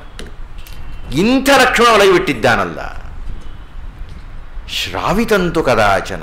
ಆದ್ದರಿಂದ ನಾನು ಹೇಳ್ತಾ ಇದ್ದೇನೆ, ನ ಲಕ್ಷ್ಮಣ ಸಮೋಭ್ರಾತ ಸಚಿವ ಸಾಂಪರಾಯಿಕ. ಸಂದರ್ಭ ಬಂದಾಗ ಯುಕ್ತಿಯುಕ್ತವಾಗಿ ಸಚಿವ ಸ್ಥಾನದಲ್ಲಿ ಕುಳಿತು ನನಗೆ ಸಮಾಧಾನವನ್ನು ಮಾಡ್ತಾ ಇದ್ದಂಥ ಈ ಲಕ್ಷ್ಮಣ, ಹಾಗೂ ಮಹಾಪರಾಕ್ರಮಿಯಾಗಿರತಕ್ಕ ಲಕ್ಷ್ಮಣ ಎಂಥ ಮಾತು ಹೇಳಿದ್ದ ಅವನು. ಮಯಾ ಪಾರ್ಶ್ವೇ ಸಧನುಷಾ ತವ ಗುಪ್ತಸ್ಯ ರಾಘವ ಕಹ ಸಮರ್ಥ ಅಧಿಕಂ ಕರ್ತುಂ ಕೃತಾಂತಸ್ಯ ಇವ ತಿಷ್ಠತಃ. ಮತ್ತು ಯಾರವನು ಲಕ್ಷ್ಮಣ? ಈಗ ಯಾವ ಇಂದ್ರಜಿತುವಿನಿಂದ ನಾಗಪಾಶಕ್ಕೆ ಬಂಧಿತನಾಗಿ ಬಿದ್ದಿದ್ದಾನೋ, ನಾಳೆ ಅವನೇ ಇಂದ್ರಜಿತುವನ್ನು ಸಂಹಾರ ಮಾಡಬೇಕಾಗಿರತಕ್ಕವನು. ಈ ಎರಡು ಶ್ಲೋಕಗಳನ್ನು ನಾವು ಲಕ್ಷ್ಮಣನ ಪರವಾಗಿ ಯಾವಾಗಲೂ ನೆನಪಿನಲ್ಲಿ ಇಟ್ಟುಕೊಳ್ಳಬೇಕು. ಅದು ಲಕ್ಷ್ಮಣನಿಗೆ ಶ್ರೀರಾಮರು ಕೊಟ್ಟಂಥ ಪ್ರಶಸ್ತಿ ಪತ್ರ ಅಂತ. ಲಕ್ಷ್ಮಣನಂತಹ ಸಹೋದರ ಸಿಗಲಿಕ್ಕೆ ಸಾಧ್ಯ ಇಲ್ಲ. ಈ ಪ್ರಕರಣವನ್ನು ಮುಂದುವರಿಸೋಣ. ಗರುಡ ಬಂದು ಇವರಿಗೆ ನಾಗಪಾಶದಿಂದ ವಿಮೋಚನೆ ಮಾಡಿದ ಮೇಲೆ ಮತ್ತೆ ಎರಡನೆಯ ದಿವಸದ ಯುದ್ಧ ಆರಂಭ ಆಗಬೇಕಾಗಿದೆ. ಆ ಕಡೆಗೆ ರಾವಣ ಏನು ಇದ್ದಕ್ಕಿದ್ದಾಗೆ ರಾತ್ರಿಯಲ್ಲಿ ಕೋತಿಗಳು ಕೇಕೆ ಹಾಕ್ತಾ ಇದ್ದಾರಲ್ಲ ಅಂತ ವಿಚಾರಿಸ್ತಾನೆ. ರಾಮ ಲಕ್ಷ್ಮಣರು ಬದುಕಿದ್ದಾರೆ, ಸತ್ತಿಲ್ಲ ಅನ್ನುವ ವಿಷಯ ಗೊತ್ತಾಯಿತು. ಆಗ ಅದ್ಭುತವಾದ ಮಾತನ್ನು ವಾಲ್ಮೀಕಿಗಳು ಹೇಳ್ತಾರೆ. ಆ ವಾಲ್ಮೀಕಿಗಳು ಮಾತು ಹೇಳುವುದಕ್ಕಿಂತ ಮುಖ್ಯವಾಗಿ ನಾವು ಗಮನಿಸಬೇಕಾದ ಒಂದು ಅಂಶ ಏನಿದೆ ಅಂದರೆ, ಆತ್ಮೀಯರೇ, ನಾವು ಜೀವನದಲ್ಲಿ ಯಾವುದೋ ಒಂದು ಸಂದರ್ಭದಲ್ಲಿ ಗೆಲ್ಲುತ್ತಾ ಇದ್ದೇವೆ ಅಂದರೆ ಆ ಗೆಲುವು ಶಾಶ್ವತ ಅಲ್ಲ ಅಂತ. ಇಂದ್ರಜಿತು ಬಂದು ಹೇಳಿದ್ದ, ನಾನು ಗೆದ್ದಿದ್ದೇನೆ, ರಾಮಲಕ್ಷ್ಮಣರನ್ನು ಸಾಯಿಸಿ ಬಿಟ್ಟಿದ್ದೇನೆ ಅಂತ. ಅದಲ್ಲ. ಅಂದರೆ ಗೆಲುವು ಅನ್ನತಕ್ಕಂಥದ್ದು ಒಂದು ಭ್ರಮೆ. ಆ ಜ್ಞಾನದ ಸ್ಪರ್ಶವಾದಾಗ, ಸತ್ಯದ ಸುದ್ದಿ ತಿಳಿದಾಗ ಆ ಭ್ರಮೆಯು ಹರಿದು ಹೋಗುತ್ತೆ. ಇದು ಮೊದಲನೇ ಅಂಶ. ಎರಡನೆಯ ಅಂಶ ಏನಪ್ಪ ಅಂತ ಹೇಳಿದರೆ, ಇಂದ್ರಜಿತು ತನ್ನ ತಪಶಕ್ತಿಯಿಂದ ಅವರನ್ನು ಮರ್ದಿಸಿದ್ದೇನೆ ಅಂತ ಅಂದುಕೊಂಡ. ಆದರೆ ವಾಲ್ಮೀಕಿಗಳು ಹೇಳ್ತಾರೆ, ಬಹುಶಃ ಮನುಷ್ಯ ಪ್ರಯತ್ನವೆಲ್ಲ ಇಷ್ಟೇ. ಅಂದರೆ ನಾವು ಏನನ್ನು ಮನುಷ್ಯ ಪ್ರಯತ್ನದಿಂದ, ಪೌರುಷ ಪ್ರಯತ್ನದಿಂದ ಗೆದ್ದಿದ್ದೇವೆ ಅಂತ ಹೇಳ್ತೀವಿ, ನಾವು ಸಾಧಿಸಿದ್ದೇವೆ ಅಂತ ಜಯಭೇರಿಯನ್ನು ಬಾರಿಸ್ತೀವಿ, ಅದೆಲ್ಲ ಇಷ್ಟೇನೆ ಅಂತ ವಾಲ್ಮೀಕಿಗಳು ಹೇಳ್ತಾರೆ. ಮತ್ತೊಂದು ರಹಸ್ಯ ಇದರೊಳಗೆ ಏನಿದೆ ಅಂದರೆ, ಇಡೀ ಲಕ್ಷ್ಮಣನ ಅವತಾರದ ಉದ್ದೇಶ ಇಡೀ ಲಕ್ಷ್ಮಣನ ವಾದದ ಮಂಡನೆ. ಆತ್ಮೀಯರೇ, ದಯವಿಟ್ಟು ಕೇಳಿ, ಇಡೀ ರಾಮಾಯಣದಲ್ಲಿ ಒಂದು ಬೃಹತ್ ಪ್ರಶ್ನೆ ಚರ್ಚೆ ಆಗ್ತಾ ಹೋಗುತ್ತೆ, ಮೊದಲಿನಿಂದಲೂ ಕೊನೆಯ ತನಕ. ಕೊನೆಗೆ ದುರ್ವಾಸರು ಬರುವ ತನಕ ಈ ವಿಷಯ ಚರ್ಚೆ ಆಗ್ತಾ ಹೋಗುತ್ತೆ. ಯಾವುದು ಆ ವಿಷಯ ಅಂತಂತ ಹೇಳಿದರೆ, ನಮ್ಮ ಜೀವನದಲ್ಲಿ ಪೌರುಷವಾದ ಅನ್ನತಕ್ಕಂಥದ್ದು ಸತ್ಯವೇ, ವಿಧಿವಾದ ಅನ್ನುವುದು ಸತ್ಯವೇ ಎನ್ನುವ ಪ್ರಶ್ನೆ. ಲಕ್ಷ್ಮಣ ಪೌರುಷವಾದದ ಪರವಾಗಿ ಮಾತಾಡ್ತಾ ಹೋಗ್ತಾನೆ, ಶ್ರೀರಾಮರು ವಿಧಿವಾದದ ಪರವಾಗಿ ಮಾತಾಡ್ತಾ ಹೋಗ್ತಾರೆ. ಈಗ ನನ್ನ ಕಾಲ ಇಲ್ಲ, ಯಾವುದರ ಒಂದು ಸಂದರ್ಭವನ್ನು ತೆಗೆದುಕೊಂಡು ಲಕ್ಷ್ಮಣ ಮತ್ತು ರಾಮರ ಚರ್ಚೆಯನ್ನು ನಿಮಗೆ ಗಮನಕ್ಕೆ ತರ್ತೀನಿ. ಮತ್ತು ರಾಮಾಯಣದ ಕೊನೆಗೆ ಲಕ್ಷ್ಮಣ ಪೌರುಷವಾದವನ್ನು ಬಿಟ್ಟು ವಿಧಿವಾದಕ್ಕೆ ಶರಣಾಗತನಾಗಿ ಬಿಡ್ತಾನೆ. ಶ್ರೀರಾಮರ ತಂತ್ರ, ಶ್ರೀರಾಮರ ಪಾತ್ರ ಪ್ರಯೋಜನ, ಶ್ರೀರಾಮರು ಲಕ್ಷ್ಮಣನಿಗೆ ಮಾಡತಕ್ಕಂಥ ಪಾಠ ಸಂಪೂರ್ಣವಾಗಿ ವಿಧಿವಾದವನ್ನು ಮಂಡನೆ ಮಾಡತಕ್ಕದ್ದು. ಹೀಗಾಗಿ ಈ ಲಕ್ಷ್ಮಣನ ಸೋಲು, ಇಂದ್ರಜಿತುವಿನ ಗೆಲುವು, ಆನಂತರ ಲಕ್ಷ್ಮಣ ಇಂದ್ರಜಿತುವಿನ ಮೇಲೆ ಸಾಧಿಸತಕ್ಕ ಜಯ, ಆ ಇಂದ್ರಜಿತುವನ್ನು ಸಾಯಿಸಬೇಕಾಗಿದ್ದಾಗ ಆ ಲಕ್ಷ್ಮಣ ಹೇಳತಕ್ಕಂಥ ಮಹಾಮಂತ್ರ, ಆ ಲಕ್ಷ್ಮಣ ಹೇಳತಕ್ಕಂಥ ಶ್ಲೋಕ ಬಹಳ ಪ್ರಧಾನವಾದದ್ದು. ಅದನ್ನು ನಾನು ನಾಳೆ ಮಾತಾಡ್ತೀನಿ. ಈ ವಿಧಿವಾದ ಹಾಗೂ ಪೌರುಷವಾದಕ್ಕೆ ಸಂಬಂಧಪಟ್ಟಂಥ ಒಂದು ಪುಟ್ಟ ಕಥೆಯನ್ನು ಹೇಳಿ ನನ್ನ ಇಂದಿನ ಉಪನ್ಯಾಸವನ್ನು ಮುಕ್ತಾಯ ಮಾಡ್ತೀನಿ. ಪೌರುಷವಾದ ಅಂತ ಹೇಳಿದರೆ ನಾವು ಏನಾದರೂ ಪ್ರಯತ್ನಪಟ್ಟು ಸಾಧಿಸ್ತೀವಿ ಎನ್ನುವುದು. ವಿಧಿವಾದ ಅಂತ ಹೇಳಿದರೆ ಆ ದೈವದ ಅನುಗ್ರಹ ಏನಿದೆಯೋ, ಆ ವಿಧಿಯ ಚಿಂತನೆ ಏನಿದೆಯೋ ಅದರಂತೆ ನಡೆಯುತ್ತೆ ಅಂತ ನಂಬತಕ್ಕಂಥದ್ದು. ನಾವು ಬಹಳ ದೊಡ್ಡವರಾಗಿದ್ದರೆ, ನಮ್ಮಲ್ಲಿ ಶ್ರೀಮಂತಿಕೆ ಇದ್ದರೆ, ನಾವು ಏನನ್ನಾದರೂ ಸಂಪಾದನೆ ಮಾಡಿದ್ದರೆ, ನಮ್ಮಲ್ಲಿ ಏನಾದರೂ ಶೇಖರಣೆಯಾಗಿದ್ದರೆ ಅದೆಲ್ಲ ಆ ದೈವದ ಅನುಗ್ರಹ, ಅದರಿಂದಾಗಿ ನಾವು ಹೀಗಿದ್ದೇವೆ ಅನ್ನುವುದು ವಿಧಿವಾದ. ಇಲ್ಲ ನಾನು ಪ್ರಯತ್ನಪಟ್ಟು ಸಂಪಾದನೆ ಮಾಡಿದ್ದೇನೆ ಅಂತಕ್ಕಂಥದ್ದು ಪೌರುಷವಾದ. ಇದನ್ನು ಪ್ರತಿನಿಧಿಸ್ತಕ್ಕಂಥ ಇಬ್ಬರಿದ್ದರು. ಈ ಇಬ್ಬರಲ್ಲಿ ಯಾವ ವಾದ ನಿಜ ಇರಬಹುದು ಅಂತ ಒಬ್ಬನಿಗೆ ಅನ್ನಿಸ್ತು. ಅದನ್ನು ಪರೀಕ್ಷೆ ಮಾಡಬೇಕು ಅಂತ ಅನ್ನಿಸ್ತು. ಹೀಗಾಗಿ ಅವರಿಬ್ಬರನ್ನು ಕರೆಸಿ ಕೇಳಿದ, ಇವತ್ತಿನ ರಾತ್ರಿ ಊಟಕ್ಕೆ ನೀವೇನು ಸ್ವಾಮಿ ಮಾಡ್ತೀರಿ ಅಂತ. ಆ ವಿಧಿವಾದ ಹೇಳಿದ ಅವನು, ಏನು ಅನುಗ್ರಹಿಸಿದರೆ ಅದನ್ನು ತಗೊಳ್ತೀನಪ್ಪ ಅಂದ. ಇವು ಹೇಳಿದ, ಕಷ್ಟಪಡ್ಬೇಕ್ರಿ, ಶಿವ ಕೊಟ್ಟು ಜೋಳಿಗೆ ಅಂತ ತೂ ಹಾಕೋಕ್ಕಾಗತ್ತೆಯೇ, ಆ ಜೋಳಿಗೆ ಹಿಡ್ಕೊಂಡು ಹೋಗ್ಬೇಕಪ್ಪ. ಇವು ಹೇಳಿದ, ನೀನು ಜೋಳಿಗೆ ಹಿಡ್ಕೊಂಡು ಹೋದ್ರು ಅದಕ್ಕೆ ಅನ್ನ ಬೀಳಬೇಕಲ್ಲಯ್ಯ, ಅನ್ನ ಬೀಳಬೇಕು ಅನ್ನೋ ಮನಸ್ಸವನ್ನು ಕೊಡಬೇಕಲ್ಲ ದೈವ. ಸರಿ, ನೀವು ಪೌರುಷವಾದ ಮಾಡ್ತೀರೋ ವಿಧಿವಾದ ಮಾಡ್ತೀರೋ, ನಿಮ್ಮಿಬ್ಬರು ಒಂದು ಕೋಣೆಯಲ್ಲಿ ಕೂಡ ಹಾಕ್ತೀನಿ ಇಂದ. ಕತ್ತಲಿನ ಕೋಣೆ ಕೂಡ ಹಾಕಿಬಿಟ್ಟಿದ್ದಾನೆ.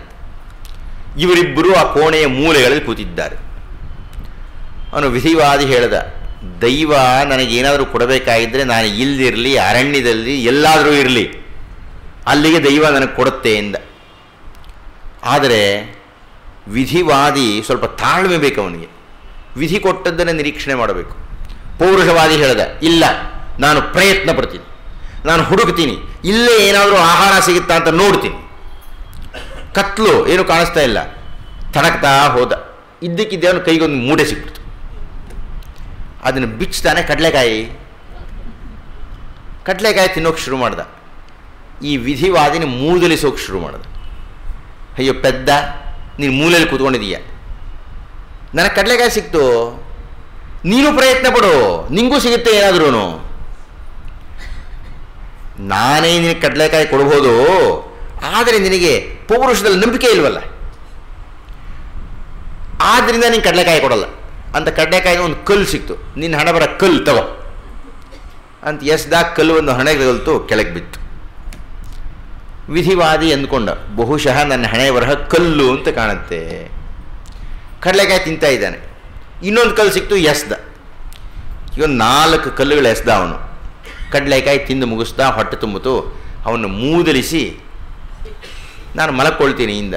ಇವನು ಹೇಳ್ದ, ಕಲ್ಲು ಸಿಕ್ತು ಅಂತ ನನಗೇನು ಒದ್ದಾಟ ಇಲ್ಲ, ವಿಧಿ ನನ್ನ ಹಣೆಯಲ್ಲಿ ಬರೀ ಕಲ್ಲೇ ಬರೆದ್ರೆ ನೀನೇನು ಮಾಡೋಕ್ಕಾಗತ್ತೆ, ಬಿಡು. ಹೊಟ್ಟೆ ಹಸಿವಾಗ್ತಾ ಇದ್ದರೂ ಅವನು ಮಲಗಿದ, ಇವನು ಮಲಗಿದರು.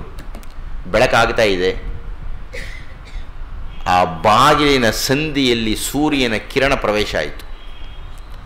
ಆ ಕಿರಣ ಪ್ರವೇಶ ಆಗ್ತಾ ಇದ್ದ ಹಾಗೆ ಆ ವಿಧಿವಾದಿಯ ಮುಂದೆ ಇದ್ದಂತಹ ಕಲ್ಲುಗಳು ವಜ್ರಂತೆ ಹೊಳೆಯೋಕ್ಕೆ ಶುರುವಾಯಿತು.